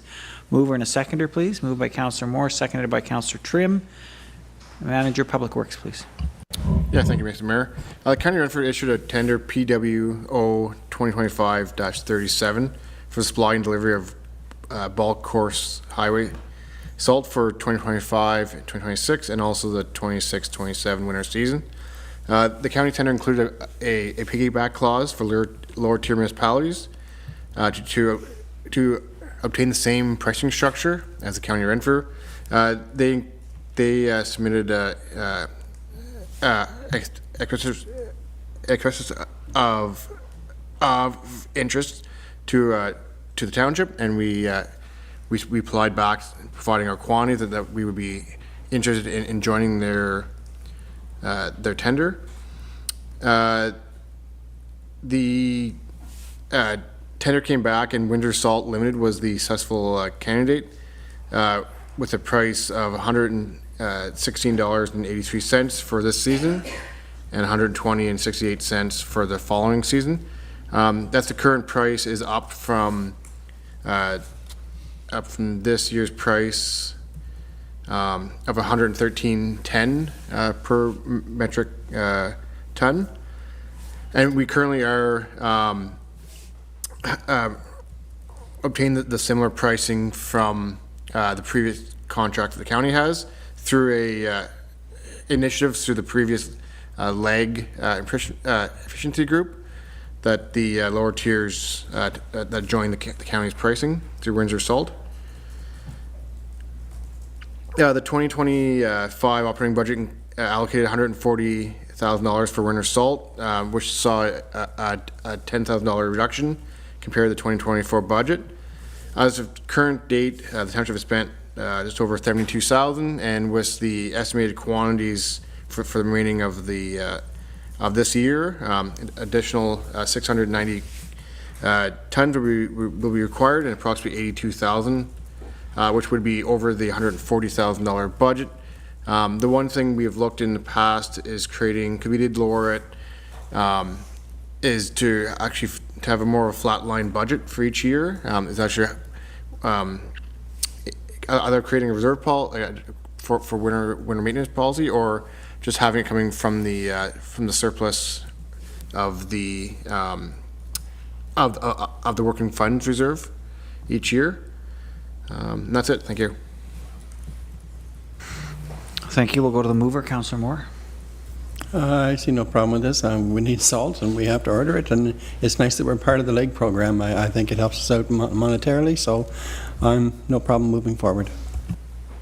Perfect. Seconder, Councillor Trim. Any other members of council? I just have a question on the numbers, and I don't know if it's who's going to go to here, but I'll let you guys fight over it. $140,000 budget. We're forecasting to spend 72 plus whatever we spend up until the end of December. And then we're forecasting 82,000. Why do we have a budget for 140? What are we spending the difference on, or is that surplus? Sorry, the entire budget of 2025 salt GL is 140. So beginning of 20, like through the January till March, we spent 172,000, and in the fall we've estimated another 82,000. Oh, okay, so two together. Together. Good. So we're on budget. Potentially over, but yeah, it depends how the winter season is. It's one thing. It's very difficult to estimate what the winter is, but we typically use like a 5-year average. Yeah. Good. Thank you for clarifying the numbers. No other questions? We will call for a vote. All those in favor? It's carried unanimously. Thank you. Next is the Cobden Wastewater Treatment Plant Deficiency Repairs Engineering Award. So the recommendation that Council of the Township of Whitewater Region approve the award of a sole source contract to SEMA Canada Incorporated, otherwise known as SEMA Plus, for engineering design services related to the Cobden Wastewater Treatment Plant at an upset limit cost of $253,351.87, inclusive of non-refundable HST. A mover, please. Moved by Councillor Moore, seconded by Councillor Olmsted. Starting with the CAO. Yeah, thanks so much. So the members of council, just so you are aware, which I'm certainly you are, so just before we begin the discussion on the agenda item with respect to the SEMA Plus report, I just want to provide some context here. So recognizing that there are some ongoing legal matters associated with this file and this item, so Manager Cleroux will speak to the general scope and background and proposal. We just need to be cognizant of the limitations with respect to sharing certain information in open session. So if the conversation begins to touch some sensitive information or in confidence matters, naturally I'll interject and we'll move or recommend to move into closed session if necessary to have that conversation. So just be cognizant of it and just recognize that the content that's in the report is public information. It's a public report. So if we could just steer the conversation around discussion around that topic, and if we need to move to closed, we'll just move to closed. Thanks so much. Yes, please, Manager Public Works. Yes, thank you. So SEMA Plus has been working with the township on this file since May of 2024, which our legal counsel, Kelly Santini, who hired SEMA as an independent third-party review. The SEMA Plus did provide a proposal that staff were directed to obtain, and they provided a proposal on July 28th of this year for design and contract administration services to upgrade the Cobden Wastewater Treatment Plant to address any deficiencies that has been found. Additionally, at the same time, we'll be looking at placing the membranes with the upgrade. SEMA's proposal provided a breakdown of tasks, and which the first task would consist of the actual assessment of the old plant, then following up with a preliminary design report, And then task 3 would be actually the membrane pre-selection. So staff been working with SEMA to determine if we should do a pre-selection of the actual membranes ahead of time. Then when it went into the final tendering of the main contract, we would have a certain selection of the membrane supplier. So that's what SEMA has agreed on. So part task 3 will be pre-selecting the actual supplier of the membrane, and that would be put into the tender documents and will be a certain price held by the general contractor. Following up that would be the detailed design. So they'll be providing multiple design reviews, and then also working with the ministry with submitting an environment a compliance approval or ECA. And at the same time, we'll be working with the Ministry of Environment, Conservation and Parks.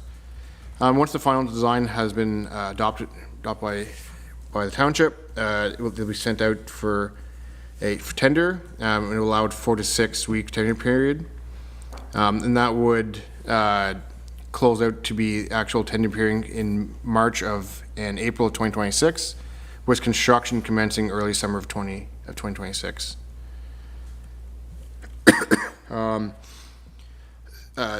SEMA's proposal is based on a time-based model with an upset limit. So they've provided what the hourly cost is and what the cost is for each stage.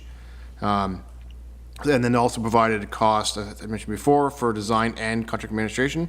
At this point, staff's only recommending the proposed upset limit of design only for $248,000.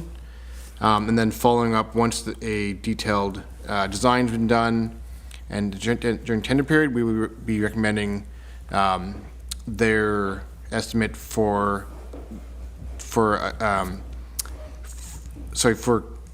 contract administration, which is approximately estimated at together at $434,000. Early estimates of this project is, with the Class D estimate, just when SEMA was designed, is approximately $1.5 million, with 30% ranging anywhere from $1 million to $2 million. And these do not include the cost of the membranes. Staff did, if you're aware, that council were aware of and been submitted. So there has been a immediate release that was submitted last week, and also FAQ that's been circulated on social media and and Facebook, and then to provide any questions regarding the FAQ. And that's everything. Thank you. Thank you for that detailed report. I'll go to the mover first, which is Councillor Moore.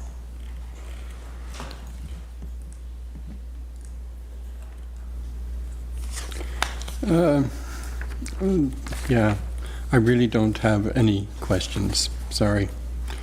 We'll move forward. We'll go to the seconder, Councillor Olmsted, please. Yeah, I'm good, thank you. Any other members of council? Any questions or comments? Yes, Councillor Tabbert. I did ask and have this answered, but I think I should ask it in public because if I had the question, somebody else would. When I read the press release that you sent out August 28th, it says, originally constructed in late 1970s and it went a significant upgrade. That's not correct. It wasn't an upgrade. You built a whole new building. What is the difference between the upgrade and the construction of a new building? A new facility, I should say. Yep, so I can answer. Yeah, so the actual project that was done, it was called the Cobden wastewater treatment plant upgrade project. While it wasn't a brand new build, the old building is still there, and the original intent during the project was to have the old treatment still online.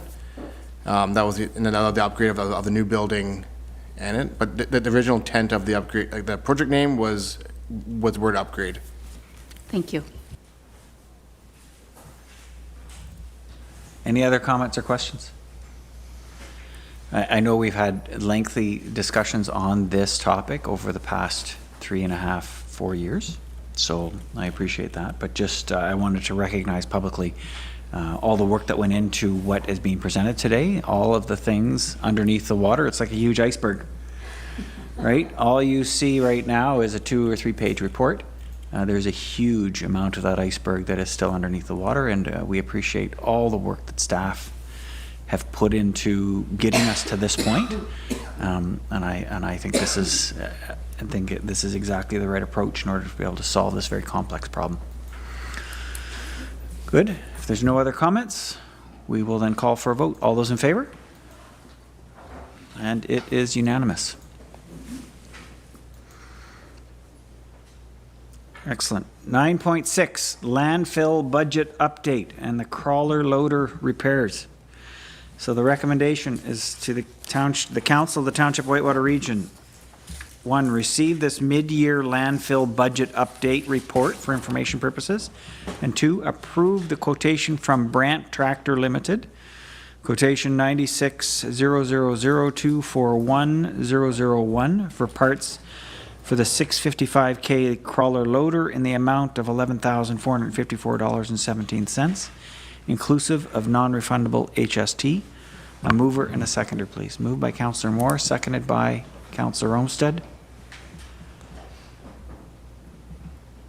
Superintendent Nicholson or Manager Public Works? Superintendent Nicholson.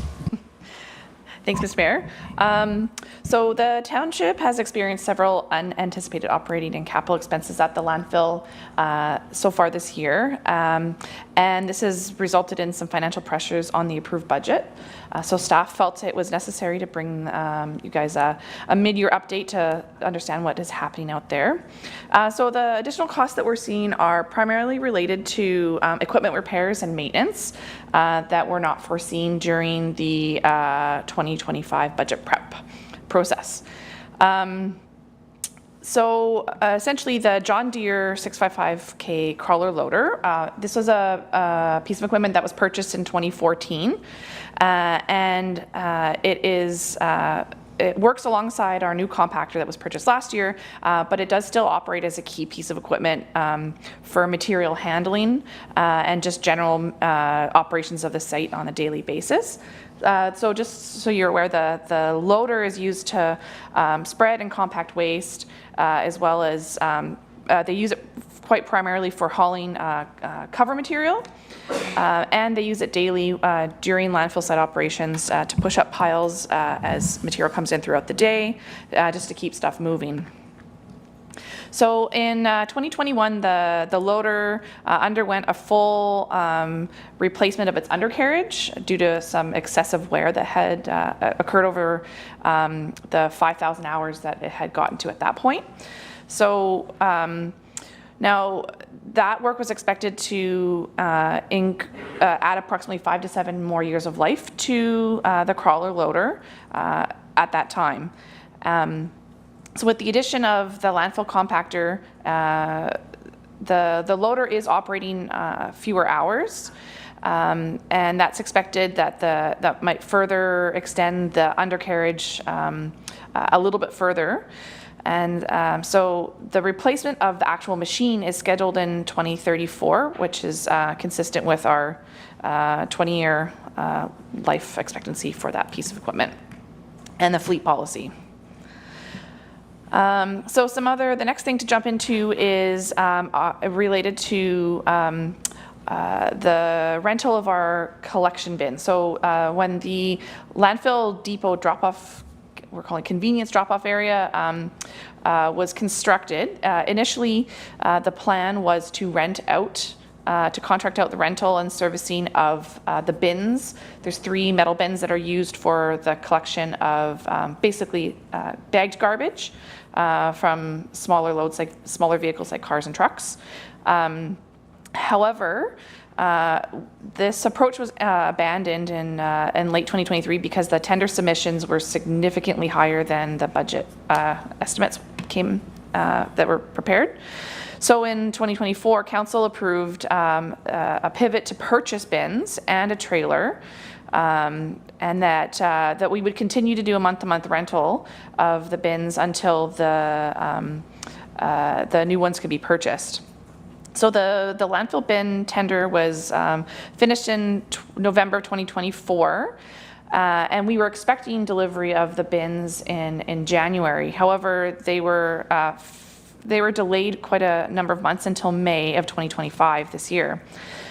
So in the 2025 budget, we had originally set aside about $5,000 for services and rentals with the expectation that the bins would be delivered early in the year. However, that service continued until May, and as a result, the total cost to rent the bins was about $13,000. So currently that line item is overspent by about $8,000. And then, sorry, we kind of pivot back now to the John Deere, the loader.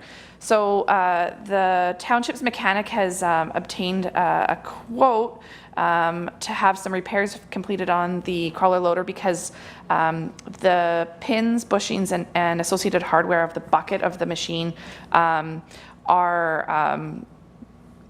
producing significant noise, would be an understatement. They're very squeaky, and the pins are actually beginning to rotate out of the bucket.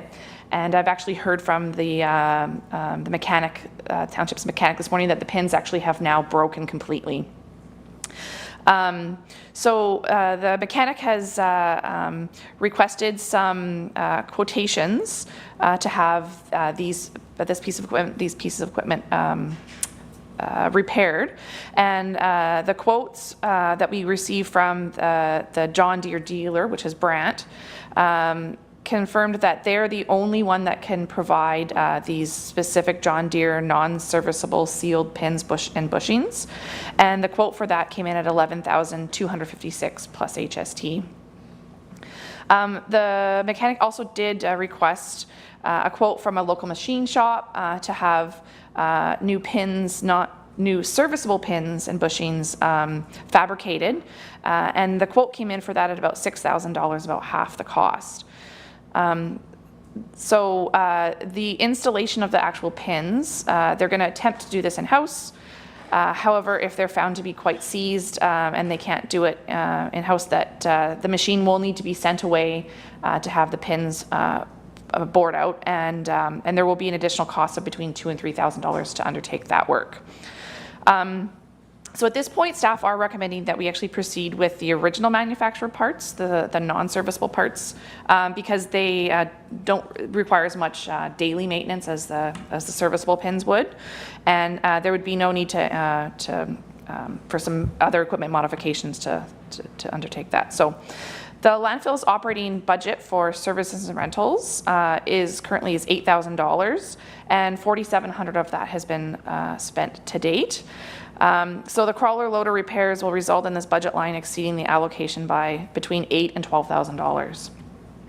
So between that and the bins, we're creeping up on some expenses that are getting a little bit larger than we would like to see. So, lastly, the township recently completed the installation of a concrete pad in the convenience depot area. This basically was to allow the new in-house bins to roll in and out easier without causing damage, so that the bins will meet their hopeful life. And the cost of that was approximately $4,000.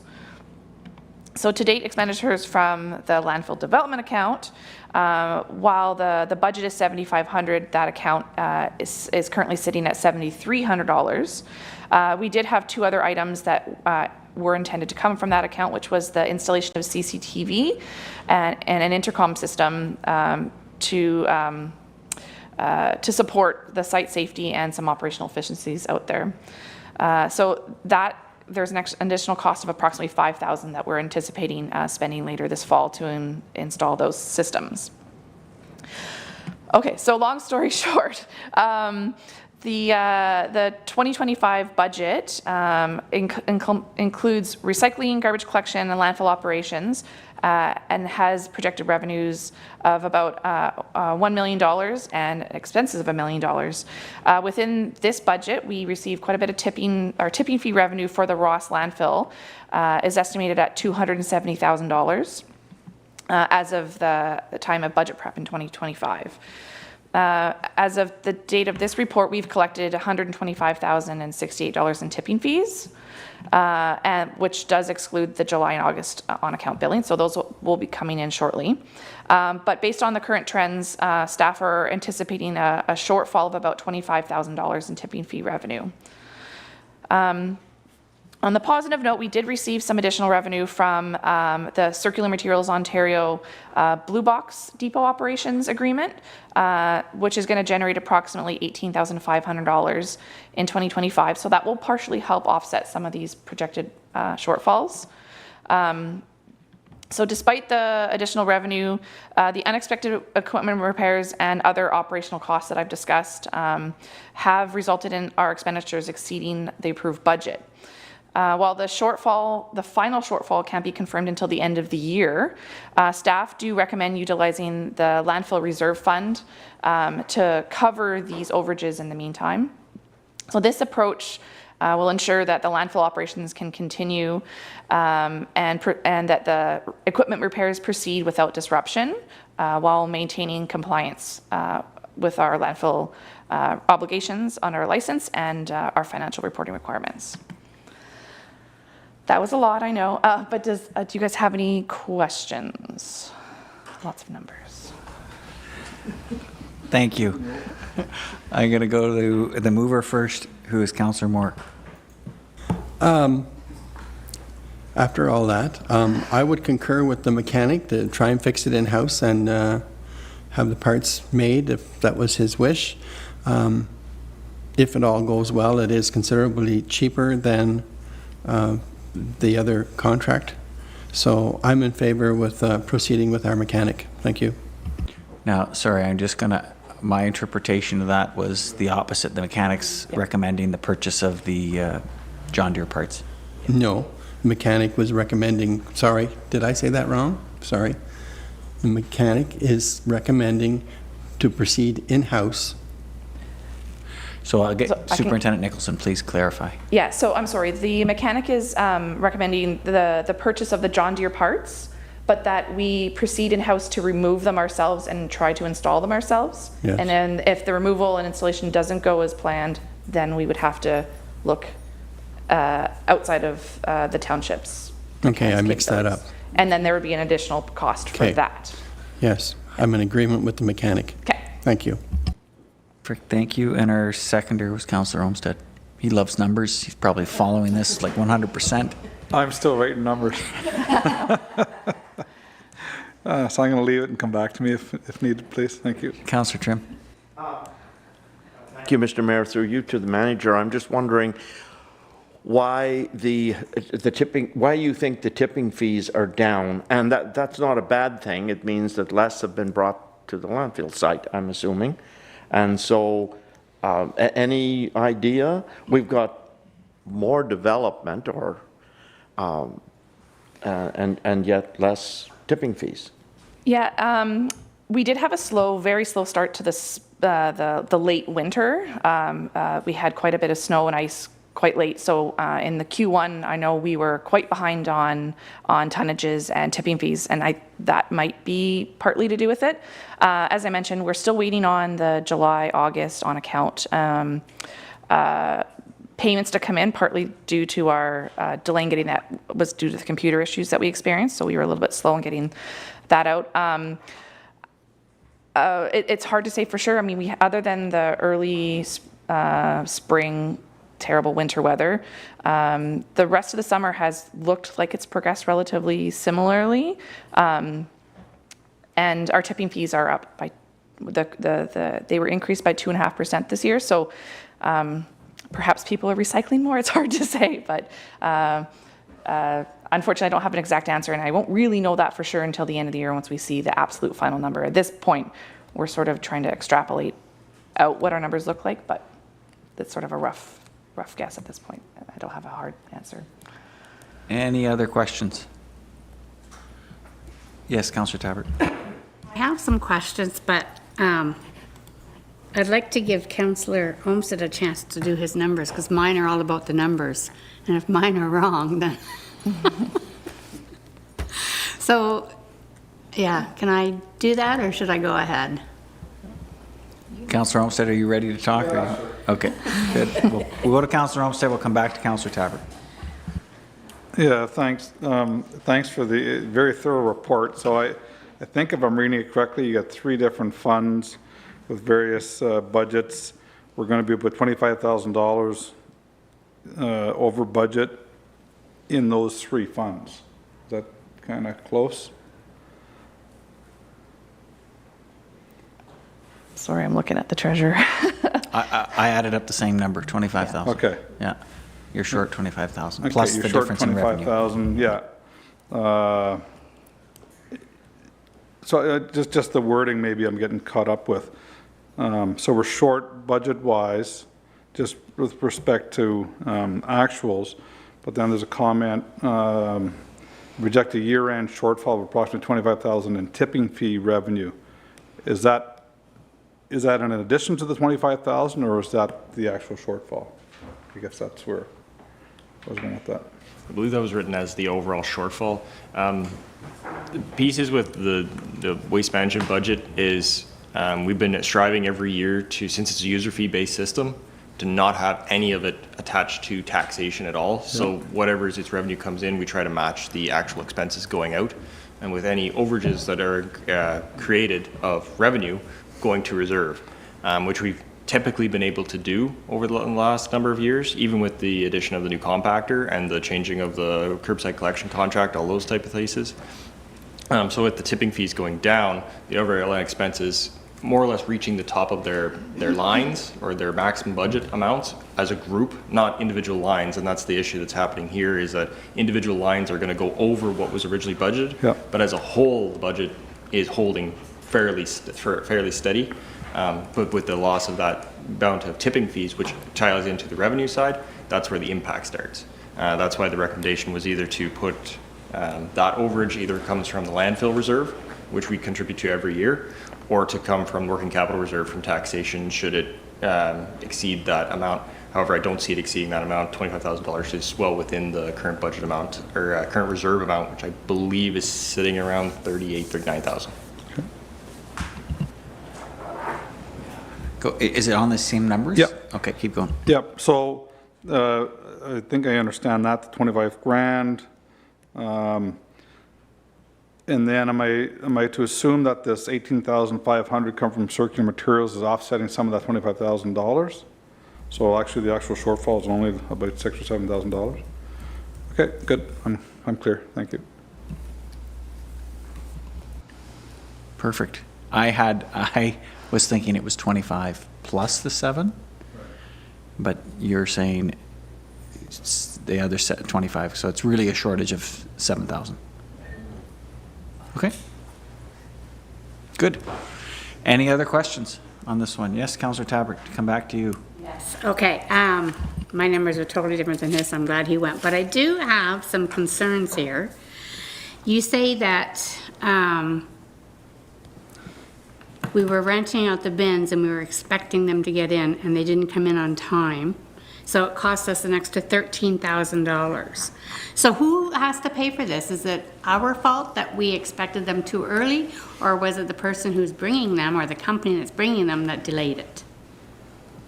So they should be helping us with the costs, right?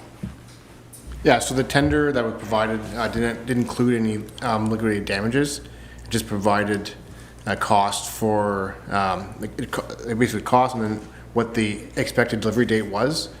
The one thing that's been a challenge in any vehicle cost or anything that's more custom, like this, for example, is actually providing a date of delivery. I know previous vehicle tender that we've had, they've came a lot longer than what they had, or they couldn't guarantee a date.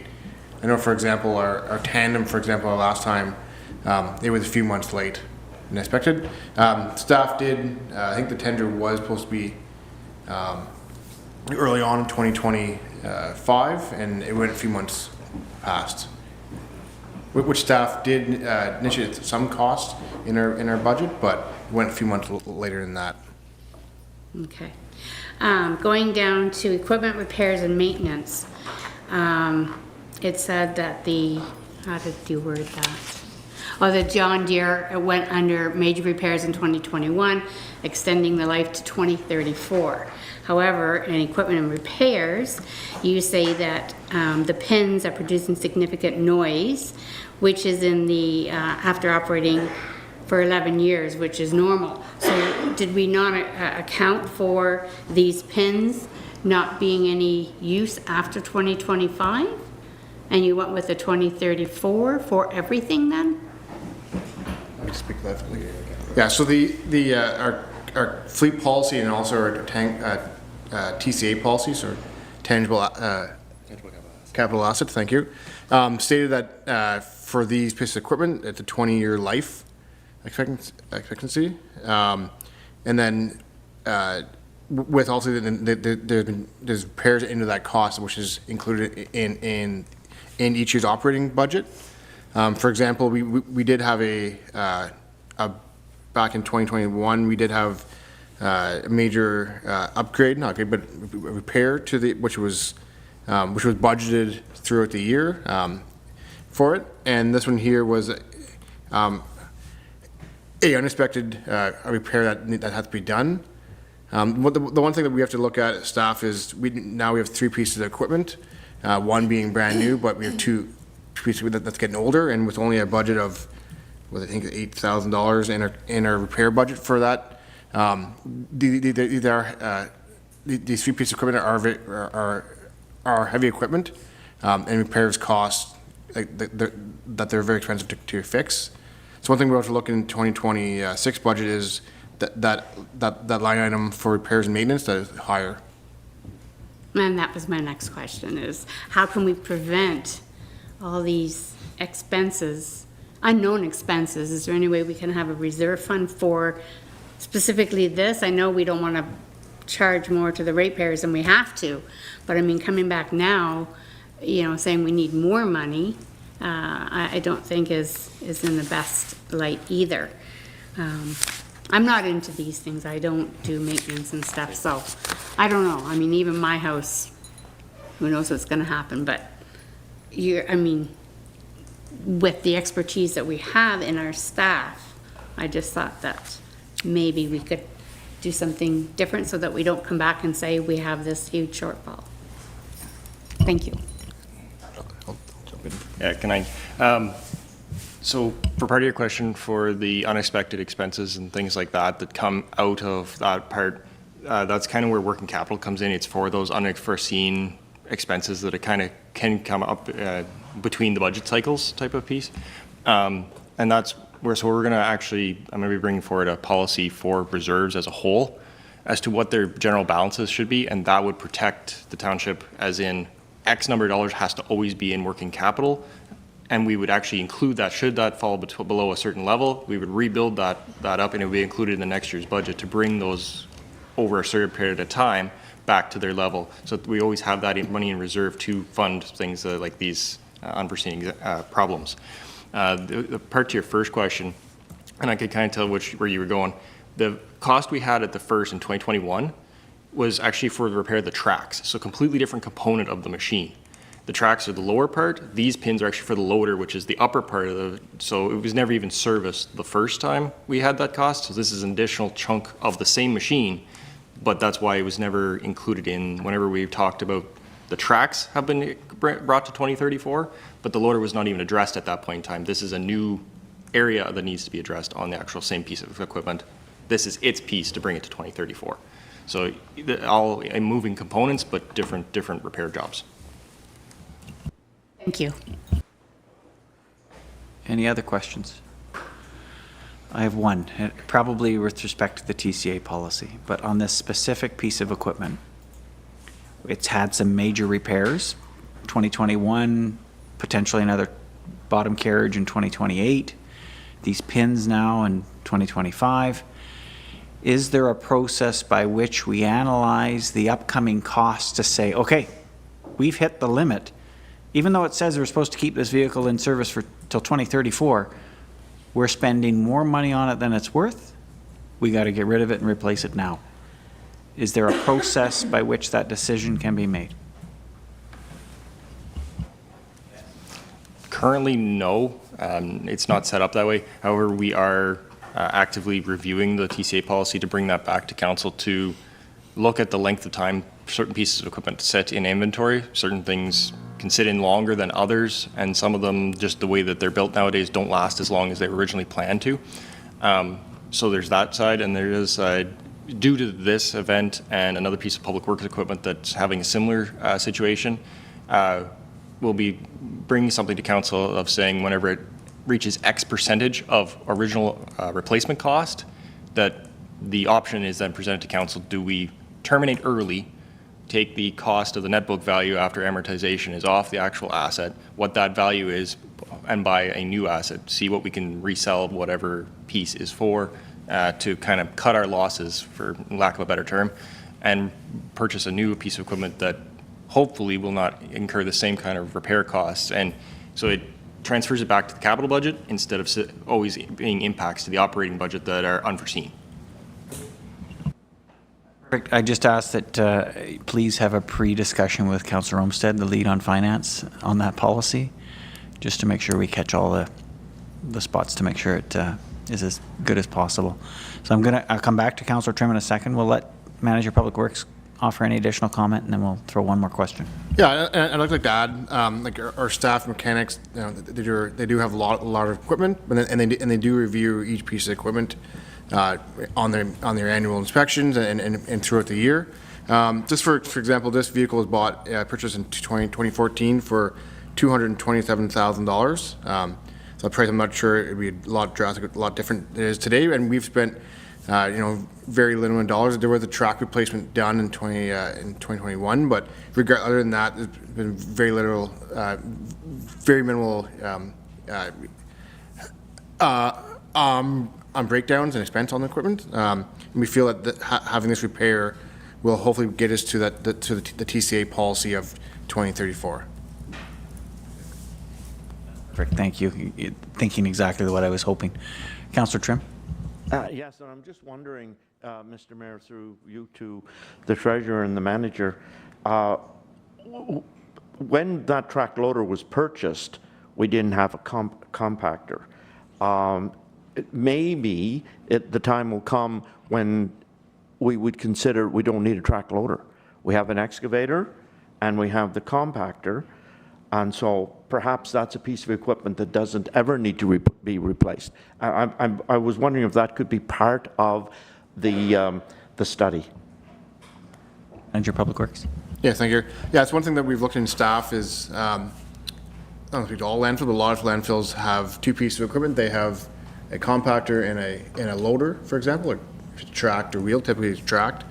In that case, we'll have to look at when these two other pieces of equipment that are getting to age, we'll have to look at internally to determine what is the valuable option. Is it maintaining the having three pieces of equipment or down to two pieces of equipment?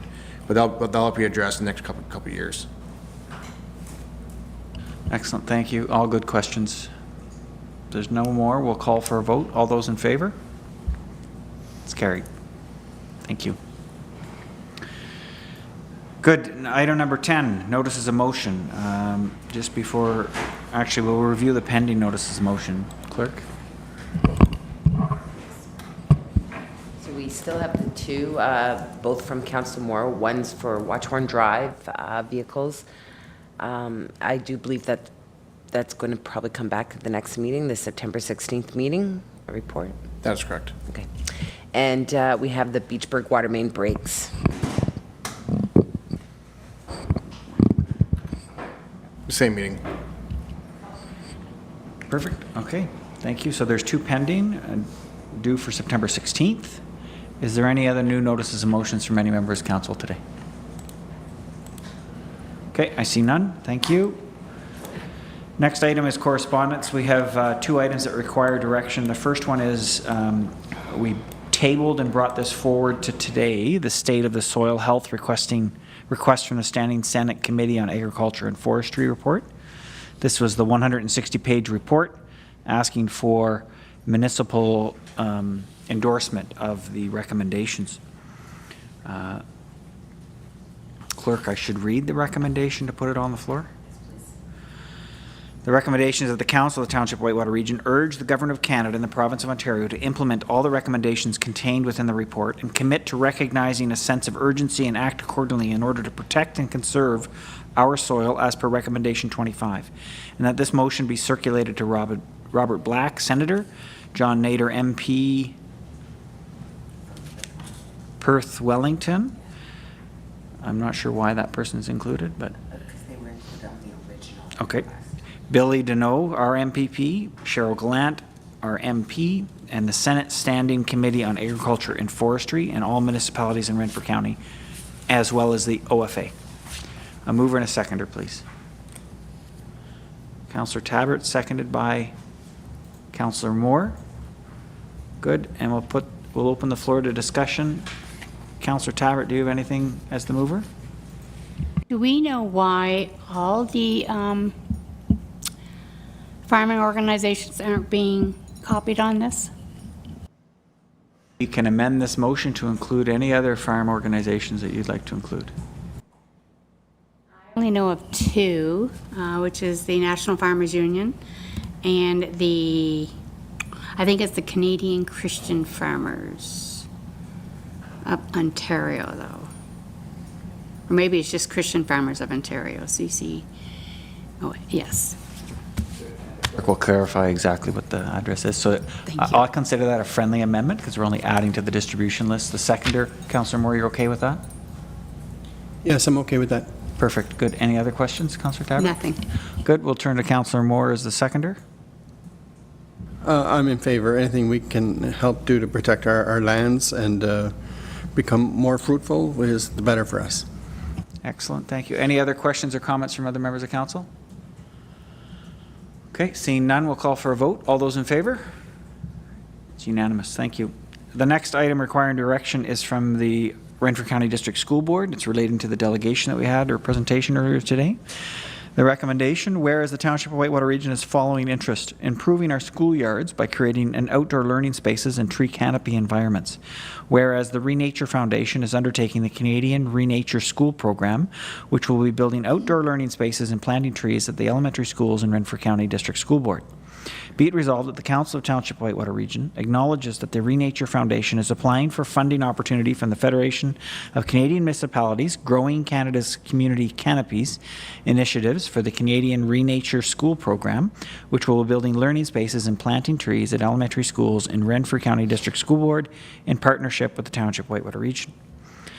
The Council of the Township of Whitewater Region also recognizes that the lifetime contribution from Canadian Growing Canada's Community Canopies initiative will not exceed $10 million for the tree planting within our municipality, inclusive of a maximum contribution of $1 million for infrastructure activity costs, and that, if approved, this project will be counted towards that limit. Can I get a mover and a seconder, please? Moved by Councillor Moore, seconded by Councillor Bell. Good. Councillor Moore, any comments you want to make on this? Just that it's nice that they're reforming their schoolyards. Their schoolyards are blank slates. Years ago, they cut down all the trees because the trees in Renfrew County all become to an age, but they never replanted. So this is something to beautify and shade the children. I'm full agreement. Good. Thank you. Seconder is Councillor Bell. No comments. Any additional comments from anyone else? Okay, so just to remind, we had the presentation earlier today. This represents development in two of our schools, two of the public schools, Beachburg and Cobden. They're estimated the total contribution to be $50,000 each for a total of $100,000. That contribution would not come from our property taxes or our budget, but from the FCM, from within our allocation of funds. Good? With that, we'll call for the vote. All those in favor? And it's unanimous again. Thank you. So we'll now forward the distribution of that. Great news. A number of information items. Excellent. I'll just go through these one by one. Some will get some additional discussion. Some just, if you have a question, I'll pause for a moment. If you have questions, we'll address them one by one. The first one is the repatriation costs, OPP costs for small, rural, and northern communities. It's a letter from the municipality of Tweed to Premier Ford. I asked the clerk to include this in your package to see if there was any questions or comments from members of council on this approach. Essentially, they're suggesting that the province would pay for OPP costs, and that would allow us to use those funds we have earmarked for that for our own internal asset management shortfall, as an example. So is there no comment? Okay, we're going to keep moving. The second one is, if there is comment, we can bring it up later. So there's no need to address it now. You can always bring it up at a future meeting. Second one is the 21st Annual Compliance Report and Letter, Environmental Assessment on Highway 17. CAO, did we want to make comment on that? Yeah, only that the environmental assessment that was completed by MTO a number of years ago with respect to the realignment of Highway 17, that is from sort of Haley Road to the east side of Olmsted Jeffrey Lake, together with the east side of Muskrat Lake. Like, that alignment is in documents. It has the environmental assessment approvals, and this is just a requirement under that approval that they need to send us a letter every year of any activities that have been conducted. And you'll note in the letter that no activities have been progressed. I understand the county are continuing to advocate on behalf of the region for the expansion of Highway 17, so certainly we can get some updates from them for there, but the compliance is just a requirement from MTO to send to us. Thanks. Perfect, thank you, CAO. I see no comments. The next is a Cell Gap monthly project update from EORN. I'll just bring your attention to the very last page in that report. There are 8 cell phone towers that will be put in place in Whitewater region. 7 are in service. The final 8th one will be in service in 2026. That's the one at the intersection of Curl Line and Magnesium Road. That will be the 8th and final, and that will provide about 99% coverage. The cell towers are Rogers carrier specific or Rogers subsidiaries. However, a 911 call from any carrier would access these towers regardless. But if you had a Bell plan on your phone, it's like these towers don't exist except for 911 purposes. Councillor Bell? Is that forever, or does that age out as far as the other phone companies being able to utilize those towers in the future? Yeah, at this point, the next step is for EORN and municipalities to encourage Bell to purchase space on their towers. It is possible. Rogers isn't necessarily aggressively taking that stance yet. Yeah. Good. Councillor Trim?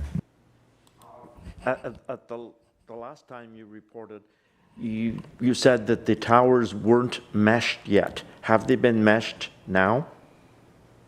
From what I've been told, the ones in service are meshed. So 7 are meshed. Yeah. Good. And just for those people that are curious, the end of Clem Trail is part of the 1% that does not get coverage. So there are going to be areas in the community that will not still receive coverage, but the good news is, you know, a couple kilometers down the road, people in my area are able to gain access for emergency purposes, so it's good. Good, we'll keep moving then. Next is the HYPE, the launch of the HYPE program through the County of Renfrew. Now, I'll get the CAO to speak to that one, please. Yeah, I'll speak very briefly on it, but essentially the county has put in place a community improvement plan. So a community improvement plan held under the Municipal Act, which allows for municipalities to provide financial incentives to either private businesses with respect to certain priority areas. The HYPE is short for Helping Your Place Excel, and what they are doing is matching grant funding that with respect to approved community improvement plan programs or projects in local communities. So if we approve a community improvement plan that aligns with our CIP, but together aligns with the county CIP, we could seek out to get additional funds back from the county on that. So we continue to work with them. I understand some other communities have sent in some applications already, so it looks like they're actively working on it. But so we have a bit of work to do to connect back with the county and get them the applications that we have. But that's pending for the time being. But it's exciting that there's more money funneling down from the county as an initiative to our local businesses and different sectors. Thanks so much. Yeah, the county budget for this year was 100,000. So there is funds there to support our community improvement plan. Good. The next item is the media release for the local drug strategy, making progress harm reduction pillar. So I provided that. I asked the clerk to provide that just for council's information. The next item is proposed regulations to support the implementation of a proposed Geological Carbon Storage Act. Again, that's just notice that we received from the ministry. Each individual person and organization has the opportunity to comment on that directly through the proposal.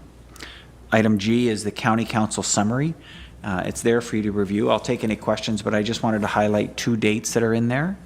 The first is a September 16th National Forest Week tour that Lacey Rose, our forester at the county, is going to host a tour at the Beachburg tract. I think the clerk has sent out invites to all council members, but that's already being advertised on social media. As well as September 24th, there is the Renfrew County Municipal Day, and this will take place between 3 and 7 p.m. It's basically come and touch a vehicle. Public can come and learn more about what the county does and the municipalities. You are all invited as well if that's something of interest, to come and crawl around on the paramedic Sierra team equipment, and look at some of the resources and planning and public works at the county level. It's wide open. Good. And the last one is the Muskrat Watershed newsletter, and I know that they've had their AGM, so, you want to back up? Yep. County Council summary? Yes. I saw it as great news, and if you could expand on it, because I'm not that great at it, but this Whitewater region now has 39 spaces for a new childcare center in our municipality, and there's funding for that. And can you explain that to a little bit more? So that is with respect to the $10 a day childcare. The province has increased the allocation to County of Renfrew, and in that increased allocation, we have had a supplier who's interested in opening a location here in our community in Cobden, has made a bid for 39 spots and was awarded those 39 spots. So at this point, besides the award, I can't provide any additional information, but it will come later on once we square away some of the details. Still good news. Very good news. Thank you. Good. I'll move on then, if there's no other questions. Muskrat Watershed Council newsletter, and Councillor Tabbits, they had their AGM. Is there any additional comments you want to make about AGM or this newsletter? I have to admit, I didn't have to, but I did miss it because of unexpected company. But I know Councillor Moore and Deputy Mayor Begier attended it, so if they have anything to add from it, that would be wonderful. Anything? No? Sorry, no, it was good. I don't really have anything to add to that. Do you, Councillor Moore? It was well attended, and the guest speaker was informative, and I did pass it along to our seniors groups to see if we can have another presentation. Good. So it was a good evening. Yeah, it was. Thank you. Thank you for representing council. That moves us into our announcements. We'll start with the Deputy Mayor. Okay, thank you very much, Mayor. So I do have 2 here. The first one is we're happy to announce that Mackenzie Baird was selected to fill the contract position of planner, EDO. Mackenzie started on August the 25th here, and complete his contract on April 17th of 2026. So he'll be with us for a little while. Mackenzie holds a Bachelor of Commerce in Real Estate and Housing and a Master of Science in Rural Planning and Development, both from the University of Guelph. He brings valuable municipal experience, having most recently served as a planning technician with the town of Plipnom, Wyoming, and I'm not certain where that is, and I apologize for that, where he contributed to policy development, application review, and inquiry management. He also served planning roles with the region of Peel and is currently pursuing the registered professional planner and MCIP destinations. So he is here. We will, if you see him out and about, we will please welcome him and we'll move forward with that. Then the last that I have is we would like to extend our sincere appreciation to the summer students who provided excellent service to the township this year. Your hard work, dedication, and enthusiasm made a meaningful contribution to our community. And I'm just going to name them because I think it's worthwhile naming them because they really did a fantastic job for all of us and for the community. And that is Katie Mick, who was our administrative tourism, Riley Lavier, community development, Hillary Bennett, environmental, Kyle Webster, public works roads, Colton Prince, public works roads, Matthew Reese, parks and recreation, Brent Reddy, parks and recreation, Ella Berger, Ross Museum, and Beth McLaughlin, Ross Museum. So once again, just want to publicly say thank you very much. They did an outstanding job, and we appreciate everything that they have done. Thank you, and that's everything I have. Thank you. Perfect, thank you. Councillor Bell? Nothing for me. Councillor Tabbert? I don't have any coming events. I'm not sure why, but I don't. But I do want to congratulate our firefighters who participated in the Firefighters Challenge. I don't have the information with me, unfortunately. It's on my other computer. But I think there were 5 or 6 of them, and they did pretty well. Thank you. Good, thank you. Councillor Olmsted? No. Councillor Moore? Yeah, there's a few things up and coming. My pencil's getting dull here, writing in September. But there is something coming up in Beachburg on February 14th, which is a Sunday, and it's the second annual Fiber Fest on behalf of the... February 14th? Sorry, September 14th, it's been a long day. September 14th, which is a Sunday, and I believe this is their second year for their Fiber Fest. So it's sponsored by the Beachburg Fair Board. So please come out and see what's available in your area and in your county. It's really impressive to see some of this stuff. So be interesting to see you all there after church. Thank you. Councillor Trim? Nothing now. Good. I have 2 items. First is we have that Kula Wellness. I said that right? Kula Wellness. Just on Main Street here in Cobden. They are doing their grand reopening this Saturday at 11 o'clock. And there's an online voting for your favorite business. It's called Renfrew County Votes. And it brought to my attention by one of our companies and one of the Whitewater businesses. You go on this and people in the community can vote you as the best in your service area.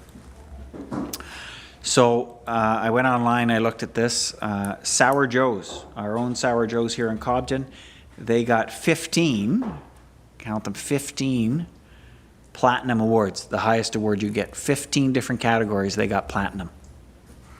From everything from baking to specialty foods. Incredible achievement. Congratulations to Sour Joe's. Beautiful Homes and Gardens, Ottawa Valley Market, which is in Westmeath. They received gold for landscaping and lawn design. And then Wild Grounded, which is a counseling organization owned by Julie Edwards. I think just outside of Westmeath again, they got top pick in therapy and counseling. So just wanted to share that. 3 businesses that I could find. There may be others, and if there are, we'll add them to the list. Good. All right, so that carries on. Sorry, staff, is there any announcements from staff? None? Okay. Item number 13, which is our confirmatory bylaw. Recommendation be it resolved that the bylaws listed on the September 3rd, 2025 agenda be taken as read and passed. There is only the confirmatory bylaw listed on our agenda. Okay, so That makes it easy. I need a mover and a seconder, please. Deputy Mayor, Councillor Tabbert, and I'm going to call for a vote. All those in favor? Unanimous. Thank you so much. We are adjourned at 3:59 p.m.